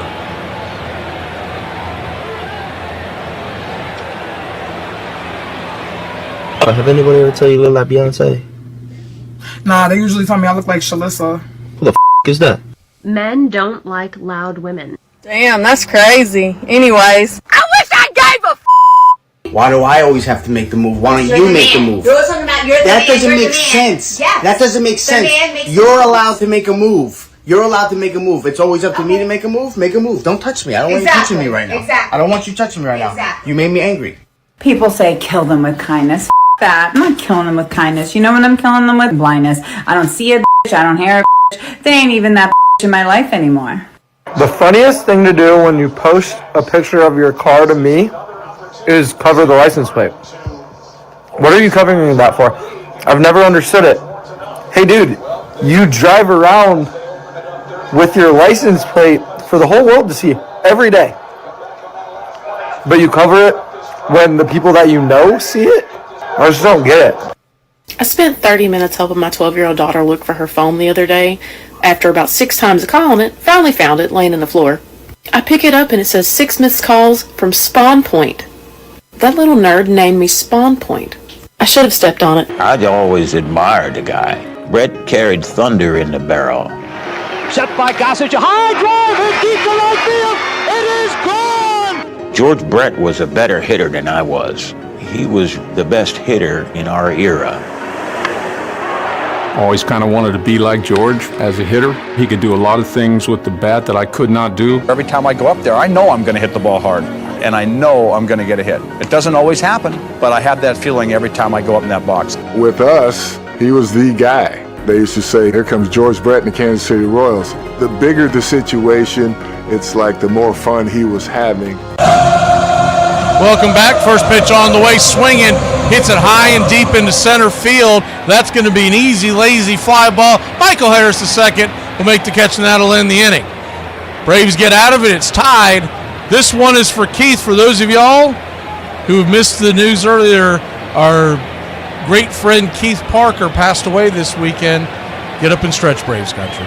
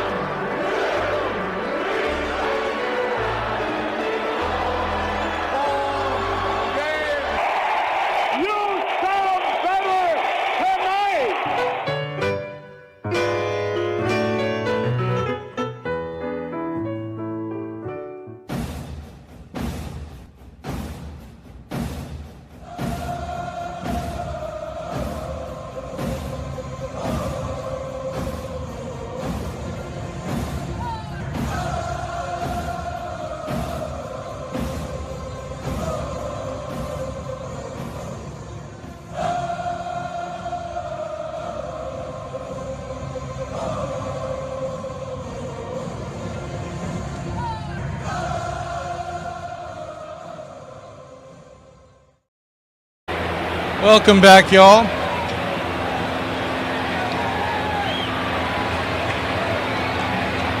Bottom of the 7th we go.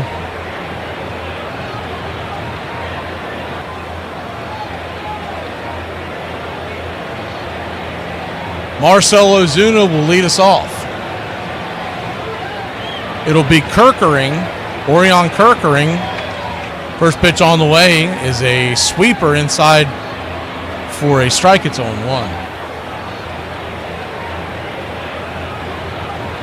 He's had an opponent's batting average this season of 286 against him. The 0-1. Grabs a strike, 0-2. Infield is back and to the left with Harper playing about a third of the way in between first and second. Infield's pretty straight away. Shifting a little bit to the right. The 0-2. Fastball, 97. 1-2. Remember when he first came up a few years ago, I thought there was designs for him to be in the starting rotation. That's what they had talked about, but I guess he's really took on to the 1-2 pitch. Swing, slices it foul. Good sweeper.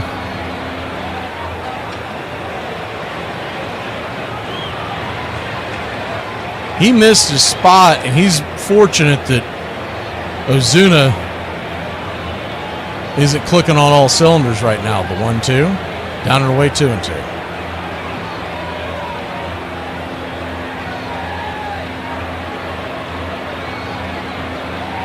Braves 5, Phillies 5, bottom of the 7th. The 2-2, in the dirt, 3-2.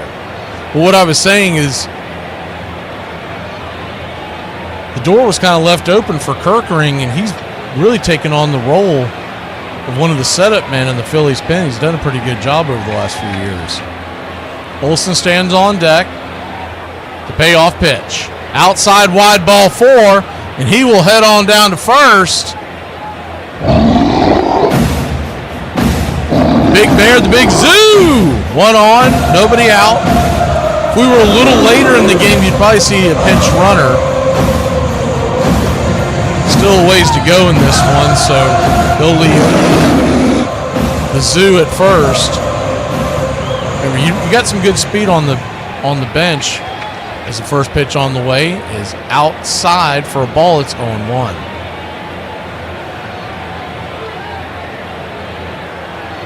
The 0-1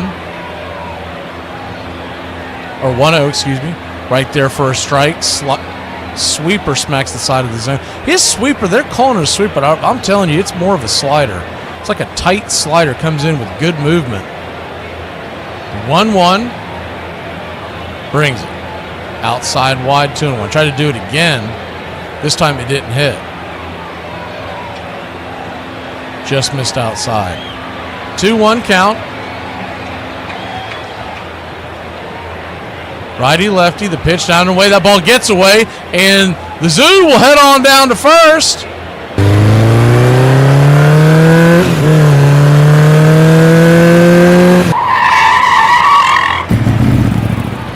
The bender in the dirt.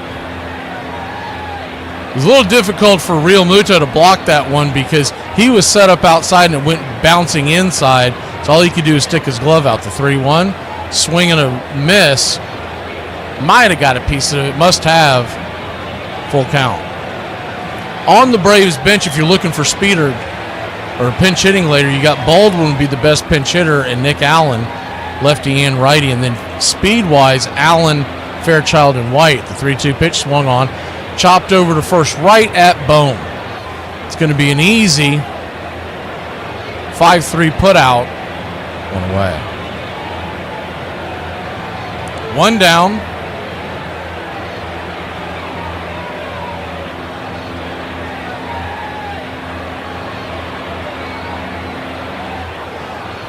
Austin Riley, talked about it earlier. This would be a perfect time for him to get a base hit, get some confidence back. First pitch on the way, he's down and away. 1-0. He's 1 for 3, hit a double to center. We're batting just 156 on the year. The 1-0, swung on, chopped foul. Sinker just rolled it over.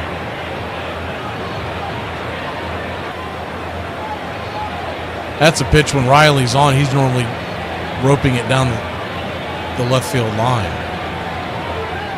1-1 count. Pitch to Riley. Swing, slices it foul.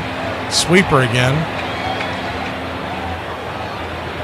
It looks like it's going to cut inside, so the right-handed batter starts to turn, and then it straightens back out, or flips back out. That's why you get these weird sawed-off attempts. 1-2, swing. That ball's going to get roasted into the gap. That's going to get down where the green grass grows. Here comes Marcell Ozuna. He will score, and your Braves take the 6-5 lead. You're my boy, Blue! Blue, you're my boy! Wow!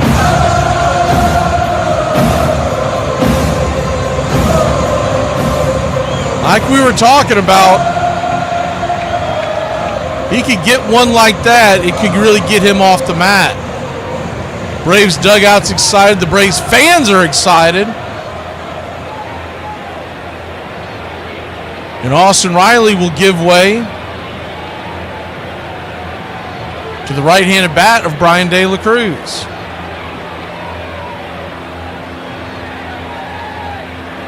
Righty-righty matchup.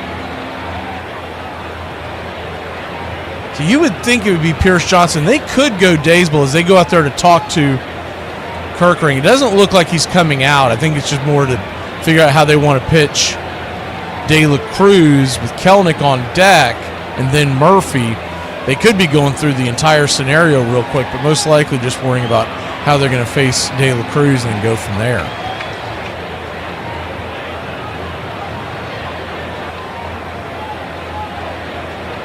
If you're looking at what Philly has left in their bullpen, is a sweeper down and away for a strike. De La Cruz, it's 0-1. They've got the left-handed arms of Alvarado, Banks.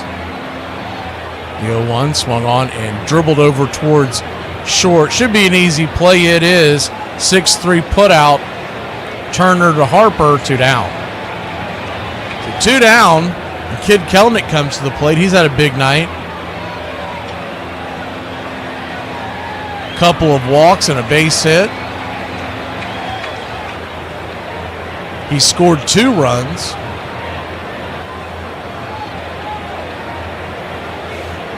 Righty, lefty, here's the first pitch. Right there at the knees, it's 0-1. If you don't want to see the better arms here in this game stretch this lead out a little bit, Philly's playing with house money coming into here. They're not going to wear out the bullpen. The 0-1, down and in, 1-1. The Mets did win today, so they're in a flat-footed race between the Mets and the Phillies. Braves just trying to get win number 2 and go from there. The 1-1, outside wide, 2-1. 2-1 count to Kelenic. Man, if he could come off, we could get Kelenic hitting. That would be something. Really lengthen this lineup. The 2-1, Kerkering brings it. Outside wide sweeper misses, 3-1. That was his 23rd pitch of the inning. So fatigue could be an issue, probably not. The 3-1, down and in, ball 4. So he'll head on down to first. You almost wonder if the conversation was, if you get De La Cruz here, don't give Kelenic anything to hit. Take your chances with the right-handed Murphy. But Murphy's got eyes now. Murphy can see. Sean Murphy coming to the plate. 2 for 3 on the day with 4 RBIs. First pitch on the way. The sweeper inside. It's 0-1. First and second. Anything gets down in the gap would probably score 2 with Kelenic at first and 2 outs. The 0-1. 96 right down the pipe, 0-2. Gotta figure. 2 strikes now. Kerkering's got a pitch or 2 to play with. He's going to have to keep it on that sweeper outside the 0-2. Check swing over towards Harper. Harper should have it. Flips it to Kerkering. Kerkering attacks the bag. taps the bag, and that'll end the inning. But out for your Atlanta Braves, put one on the board. We'll be back in a flash here on Braves Country.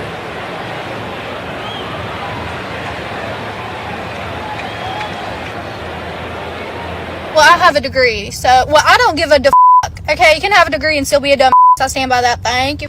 I haven't done one of these in a minute, and I need to get some of this off my chest. So let's get into it with that infuriates me. These are not chronologically ordered, but coming in hot with people that refer to themselves in third person. Who the do you think you are? These are one of the worst types of people that you can encounter. I mean, this is a narcissist. I'm also talking to y'all that refer to yourselves as mama. Mama needs a margarita. Mama's ready for a nap. Shut the I'm sorry I had to be the one to tell you, but it's really annoying. Not putting your buggy into the return when you're done shopping. Obviously, some of y'all were raised in a damn pole barn. There's literally not one valid excuse for not returning your buggy when you're finished with it.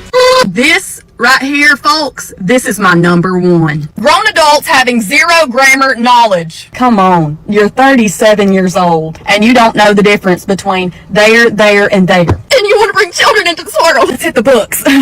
You think? Also, it's library, not library. I say, whoever threw that paper, your mom's a hoe. I don't think pressure bothered him. I think he really relished having the pressure situation. I was always one of those guys that was scared to death before the game, every game. I mean, nervous. You're in the dugout, and my heart would start beating, and all of a sudden you're running out there, and man, I'm scared to death. Fear is what drove George Brett, and no question it originated with his father. The way he was raised, his father was incredibly hard on him, probably harder on him than has ever been fully revealed. George Brett's story began far from Kansas City, on the California coast, where he was raised as the youngest of 4 brothers.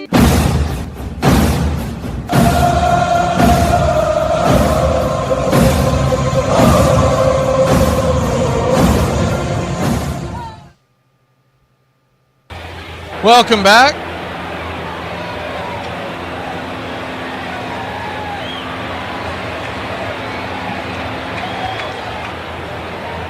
Braves lead at 6-5. 6 runs, 9 hits, no errors for Atlanta. 5-9-0 for the Phillies. It will be Hernandez. That is interesting. First pitch on the way is a slider down and away. It's 1-0.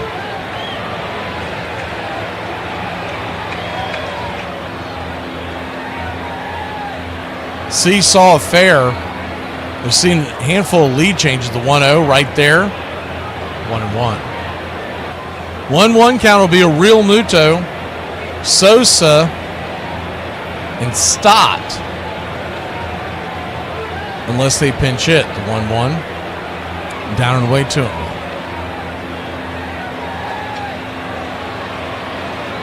Two 2-1 count.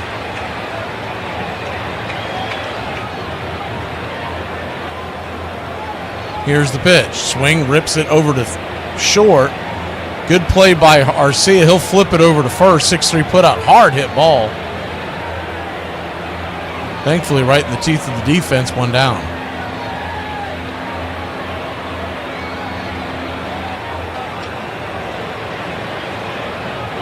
One down.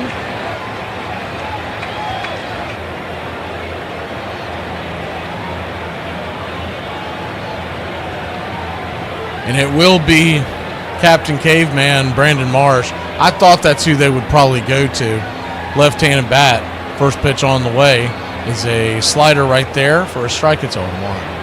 He has terrorized Braves hitting over the years. Batting just 174 this season, but don't let that fool you. He does have a home run already. The 0-1 in the dirt. 1-1. The biggest thing that concerns me with Daysbel Hernandez as a setup guy is that sometimes he controls with that command, and in the 8th inning you kind of need someone who's going to sit there and be pretty consistent. The 1-1, I mean, that one right there just missed. Would like to get in that call. Might have been a touch below, but did not get the benefit of the doubt. 2-1. Someone do a background check on Sherwater as the 2-1's fouled off. Fastball in the outer part. See if he's from the Pennsylvania area, because he is sure calling a lopsided game so far. Infield is back into the right. Huge hole on the left side. The 2-2. Swing and a miss. Strike 3. Daysbel got him. Good pitch by Hernandez. Yes, sir. There's 2 away. That was a big out there. He's cold coming off the bench, but if you play this thing forward, if we can get Stott here, the Rojas would lead off the 9th. First pitch on the way is a 4-seam fastball. It's 0-1. That's a lot better than having Trey Turner lead off. You're going to have to face him right after that, but you might have an out in your pocket. The 0-1. Swing and a miss, 98. 0-2. You'd love to see Atlanta get some cushion here in the bottom of the 8th. They need some insurance runs. You don't want to go into the 9th with no room for error. The 0-2. Misses high. 1-2. But let's get there first. It looks like Alvarado is warming up in the Phillies pen. The other left-hander is too as well, so I wonder if it depends on what happens here. The 1-2, swing and a miss, strike 3. Guess we'll find out. 1, 2, 3, Daysbel. Got him all Daysbel. All Nightsbel. We'll be back in a flash, and I'll work on my puns before we get back. Bad credit, no problem. Or you dead? Ghost credit. I'm gonna get a Subaru. Please tell me I'm not the only person that does this ridiculous. If I'm in the middle of doing something and another task pops up that requires my immediate attention, I will go into that room where said task needs to be completed, but I won't turn the lights on so that I can focus and hurry up and do that one little minute task so I can get back to what I was originally doing. But my brain wants to just start a bunch of tasks in that new room we just walked into, so I just end up doing a bunch of damn tasks in the dark. And introduce yourself. My name is Michael with a B, and I've been afraid of insects my entire life. Stop. Where? Where's the B? Johnny has 19 bottles of dish soap, and he gets Gina. Wait, why does Johnny have so many soaps? Mind your business! So I am confusion. Why is this one Kansas, but this one is not Arkansas? America, explain! Explain, what do you mean in Arkansas? And why do you want to be a librarian? Oh my God, you're hired. Grew up in a really small town, El Segundo, just south of the LA airport. And it seemed like every day of the summer at 9 o'clock, me and my brothers would go up to the corner. We'd hitchhike down to Manhattan Beach. And pretty much every day we were at the beach and body surfing and just kind of hanging out. George was a little bit of a slacker as a kid. It was his brother, Ken, who was the All-American boy. Ken Brett, 5 years older than George, was the 4th overall pick in the 1966 draft, who just a year later would pitch in the '67 World Series at age 19 and go on to a 14-year big league career.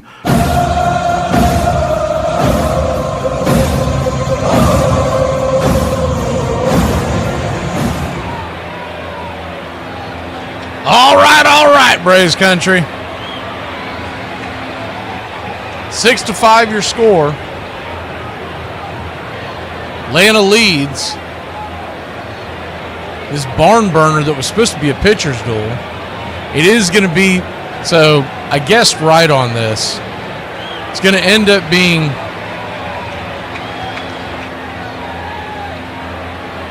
the left-hander coming in for the Phillies. First pitch on the way. That ball is roasted down the left field line. More on that in a second. Orlando Arcia is going to cruise into second base with a leadoff double. Let's go!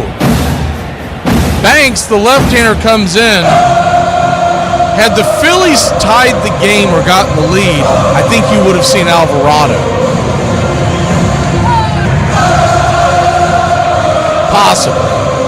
It looks like that's what they were planning on doing. He might still stay loose in case the Phillies can do something in the 9th, but I don't think they want to burn that bullet if they fall behind further. First pitch on the way, down and in. It's 1-0. Michael Harris, the second, pulled back like he was going to bunt.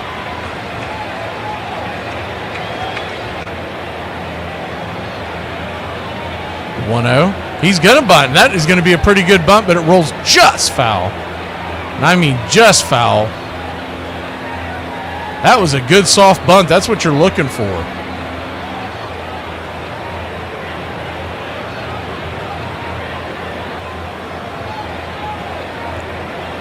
Runner at second, nobody out. Arcia will go back to first. Braves trying. One thing I'm a little surprised.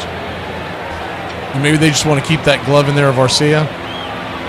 But Allen's a much better runner. He's played very good defense so far this year. The 1-1 to Harris. Shows bunt again. Drops it down. That is a perfect bunt. Lays it down. The throw from Banks over to Harper. Little low, but he makes the catch. One away. On the play, Orlando Arcia moves to third. One out. It's going to be up to Ozzie Albies to try to drive him home. Fly ball. Even a seeing eye single because they're going to bring the infield in for obvious reasons. Lefty, righty, first pitch. They're going to shoot high. 91 miles an hour. Misses.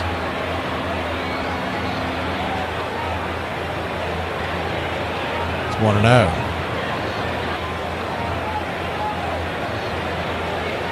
The 1-0. Misses high. 2-0. So a 2-0 count, trying to straighten out this view that has gotten distorted by MLB. Might have to flip it back out again. The 2-0 pitch, misses high. 3-0. So a 3-0 count, we'll reload it.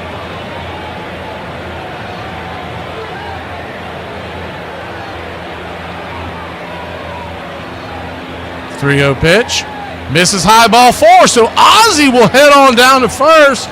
How about that? Runners on the corners, one out, and the Big Zoo is stepping to the ditch. Philly will probably go into double play mode now, you would think. The slow-footed Ozuna, they could get one on the ground that could turn 2. But Big Zoo's having bigger plans. He wants to send one out far enough for Arcia to come home.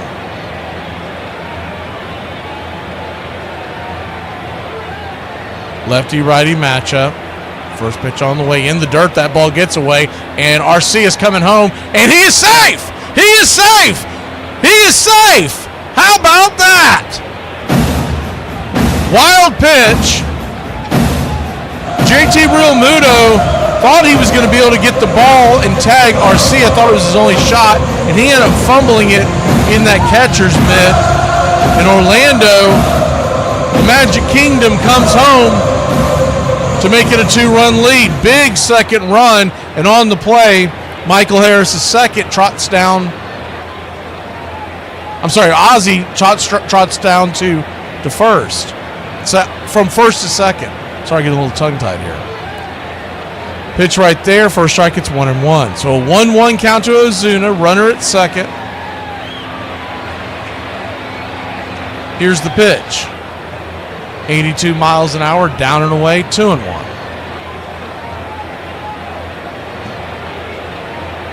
Two-one count. Braves 7, Phillies 5.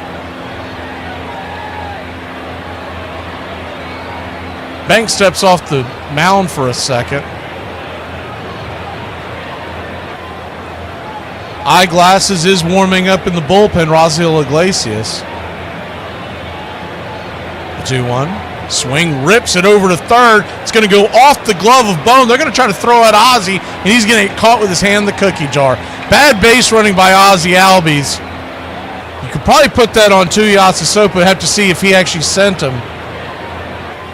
But it was a great play by Turner. He got the deflection, a hard hit ball. He got the deflection, got the ball, and flipped it over to third. Ozzie tagged on the shoulder just before he touched the bag. Ozzie should have stayed where he was at. Trying to get a look and see where Tuiasa Sopo was doing, but You can't see it. First pitch on the way to Olsen is outside wide for a ball. It's 1-0. So score it in your scorecard 6-5, fielder's choice. Ozuna's at first. The 1-0. Lefty. Banks 14th pitch. 90 miles an hour. 2-0.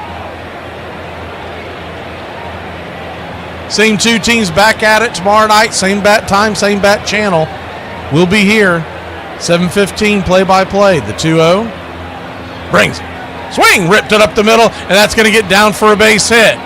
Ozuna will go first to second, and that base running blunder will cost us a run. We'll see if it comes back to bite us. Maybe Austin Riley can make it an afterthought.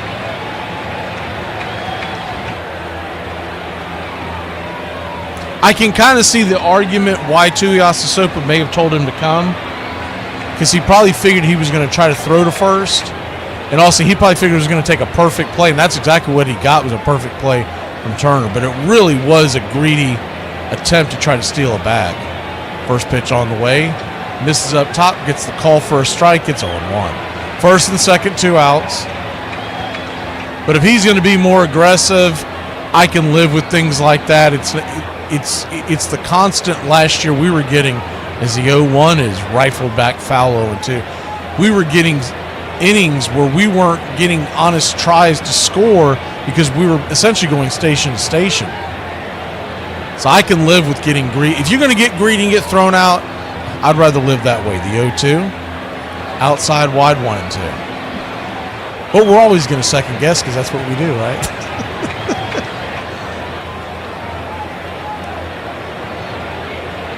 1-2 count.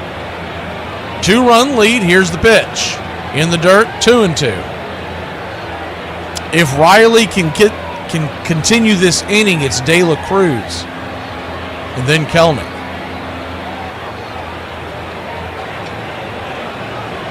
Braves 7, Phillies 5.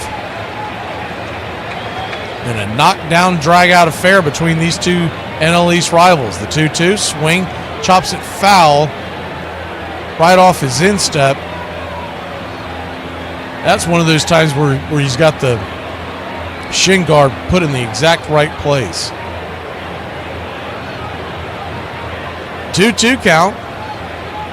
I don't know why they can't just make an entire length shin guard for a batter that has some flexibility nowadays. The 2-2 swing, lifted high and deep. Into center field, going back on the track, making the catch is Rojas, and that'll end the inning. But not for your Atlanta Braves. Put one on the board.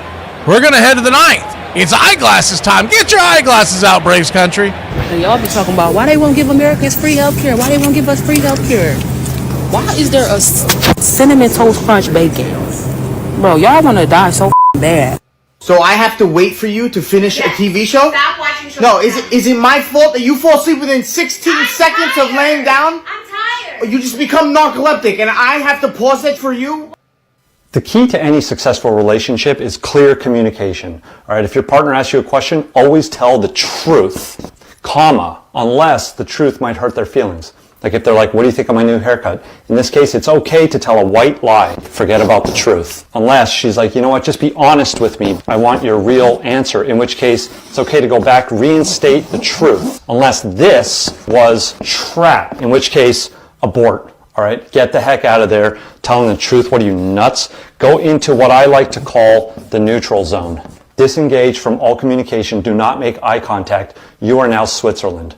Unless she views neutrality as not caring, in which case, guess what? Get the heck out of the neutral zone. You now have 2 options. 1, phone a friend. 2, ask for the question to be presented in multiple choice. I idolized Ken when I got to know him, just like George did as his older brother. We thought Ken was the greatest thing in the world. They say Ken might have been the best athlete ever to come out of Southern California. A lot of people have told me that. Tough shoes to fill. George showed promise as a ball player himself as a kid, but struggled to earn the approval of his father, Jack Brett.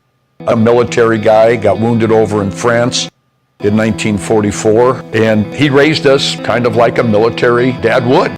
you screwed up, you paid the price, and sometimes it wasn't pretty. It wasn't wait for your mother to come home and scold you in the bedroom or slap you. It was bam. It was tough.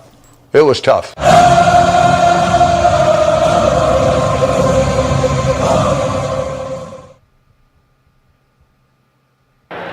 Welcome back.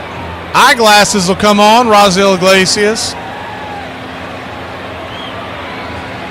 He's had a rough start, but I don't think it's 100% his fault. Honest Engine, we asked a little bit too much of him in that LA series, in that inning and a half. Inning and 2/3 they were trying to get out of him. So put those aside, and we're going to get a pinch hitter come in for the Phillies. The first pitch on the way is a four-seam fastball to Max Kepler, one of the acquisitions in the offseason by the Phillies. It's 0-1. We'll see him tomorrow night. He starts when there's righties on the mound. The 0-1. 94 misses high. 1-1. Good left-handed stick. Made a name for himself in the Minnesota Twins. The 1-1. Did he go around? He did. 1-2. Good job getting that call.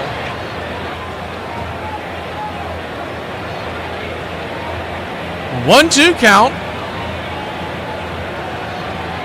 Now, you got to be kidding me. If you were watching this on let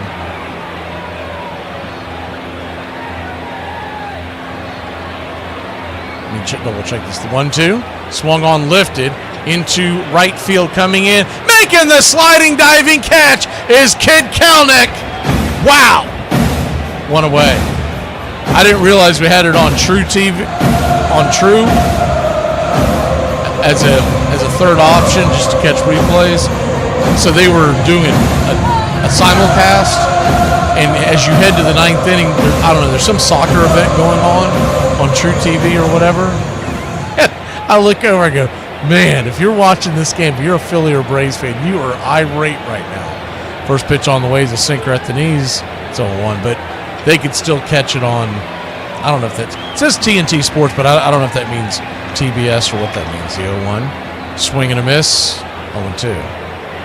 I know they're doing a full facelift this offseason in the summer where all this stuff's going to be able to be packaged in with ESPN, Fox Sports, all that stuff. The 0-2, swung on, slices it foul as Trey Turner slaps it into the crowd.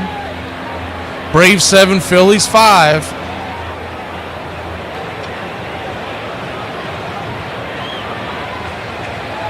The 0-2. Down and away, 1-2. Well, Gary, for him to have the chance at a Gold Glove, he's going to have to get the at-bats. And when Acuna comes back, it'll be interesting to see how that plays out. But he definitely would deserve one. The 1-2, swung on and lifted. High into center field, but not very deep. Calling fair catches, Michael Harris II. 75% of the world is covered by water. The rest by Harris. 2 away. So the Hawk corrals the second out of the inning, and the Phillies are down to their last out. Braves, much needed win, but here stands in their way our nemesis, Bryce Harper. You can see the fans booing from the stands. First pitch on the way, down and in. It's 1-0. Thankfully, he doesn't represent the tying run, but you don't want him to get on because then Bohm and Schwarber would be due up. The 1-0. 94. Doesn't give him the inside fastball. 2-0. I mean, someone, come on. Have a voice in the dugout. The 2-0 in the dirt, 3-0.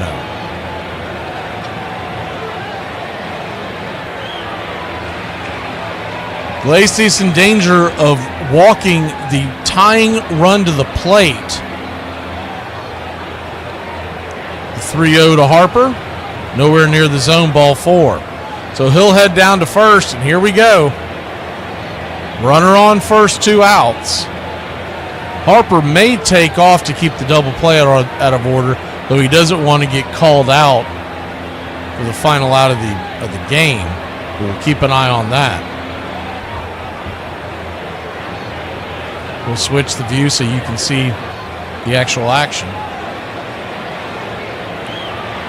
Iglesias needing that final out. First pitch inside, spins him around, almost hits him. And Harper does take second.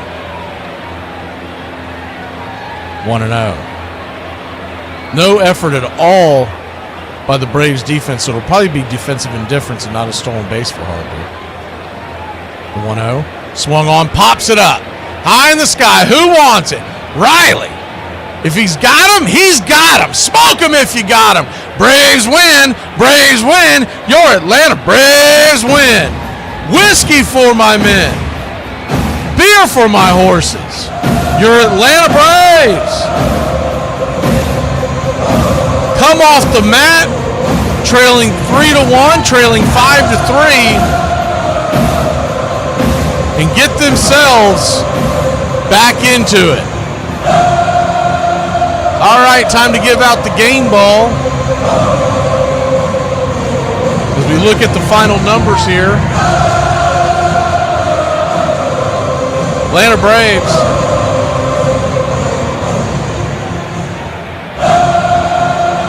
What a big win. I mean, seriously, what a big win to come out and do what they did. I'm going to give the game ball to Sean Murphy. 4 RBIs. He hit the big 3-run home run. His first game back. How do you not give it to him? We might have to make a glasses emoji for Murphy before it's all said and done. If he keeps this up. The man just needed glasses. Glasses. Is that what was wrong with him? Glasses.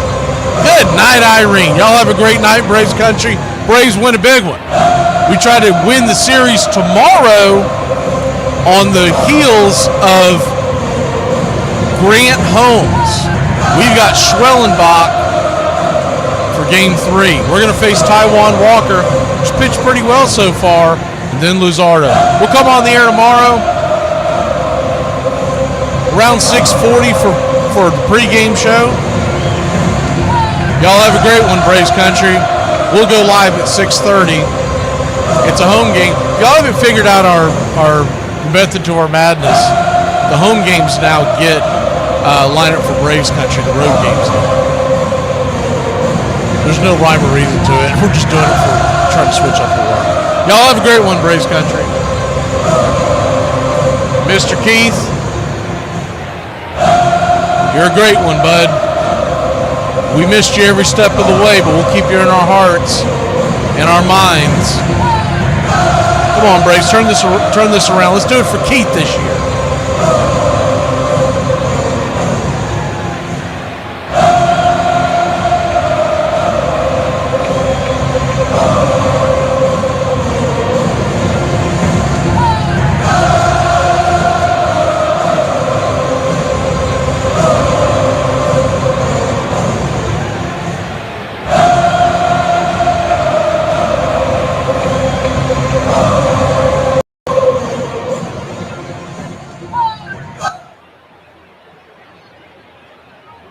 You're in Braves country.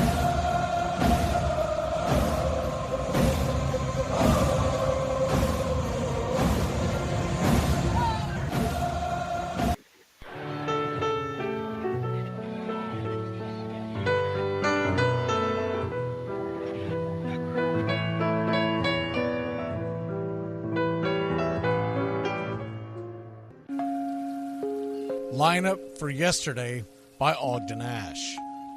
A is for Alex, the great Alexander. More goose eggs he pitched than a popular gander. B is for Bresnahan, back of the plate. The Cubs were his love and McGraw his hate. C is for Cobb, who grew spikes not corn, and made all the basemen wish they weren't born. D is for Dean, the grammatical diz. When they asked who's the tops, said correctly I is. E is for Evers, his jaw in advance, never afraid to tinker with chance. F is for Fordham, and Frankie and Fish. I wish he were back with the Giants, I wish. G is for Gehrig, the pride of the stadium, his record pure gold, his courage pure radium. H is for Hornsby, when pitching to Raj, the pitcher would pitch, then the pitcher would dodge. I is for me, not a hard-hitting man, but an outstanding all-time, incurable fan. J is for Johnson, the big train in his prime, was so fast he could throw 3 strikes at a time. K is for Keeler, as fresh as green paint, the fastest and mostest to hit where they ain't. L is for LaHoy, whom Clevelanders love, Napoleon himself with glue in his glove. M is for Matty, who carried a charm in the form of an extra brain in his arm. N is for Newsom, Bobo's favorite Ken. You ask how he's here, he talked himself in. O is for Ott, of the restless right foot. When he leaned on the pellet stay put. P is for Plank, the arm of the A's. When he tangled with Matty, games lasted for days. Q is for Don Quixote, Cornelius Mack. Neither Yankees nor years can halt his attack. R is for Ruth, to tell you the truth. There's no more to be said, just R is for Ruth. S is for Speaker, swift center field tender. When the ball saw him coming, it yelled, I surrender. T is for Terry, the giant from Memphis, whose 400 average you can't overemphasize. U would be Ubel if Carl wore a Cockney, but we say Hubble in baseball like football in Rockney. V is for Vance, the Dodgers' very own Dazzy. None of his rivals could throw as fast as he. W, Wagner, the bow-legged beauty, short, close to all traffic with Honus on duty. X is the first of 2 X's in Fox, who was right behind Ruth with his powerful socks. Y is for Young, the magnificent sigh. People battled against him, but I never knew why. Z is for Zenith, the summit of fame. These men are up there. These men are the game. Lineup for yesterday, Ogden Nash, January 1949, Sport Magazine.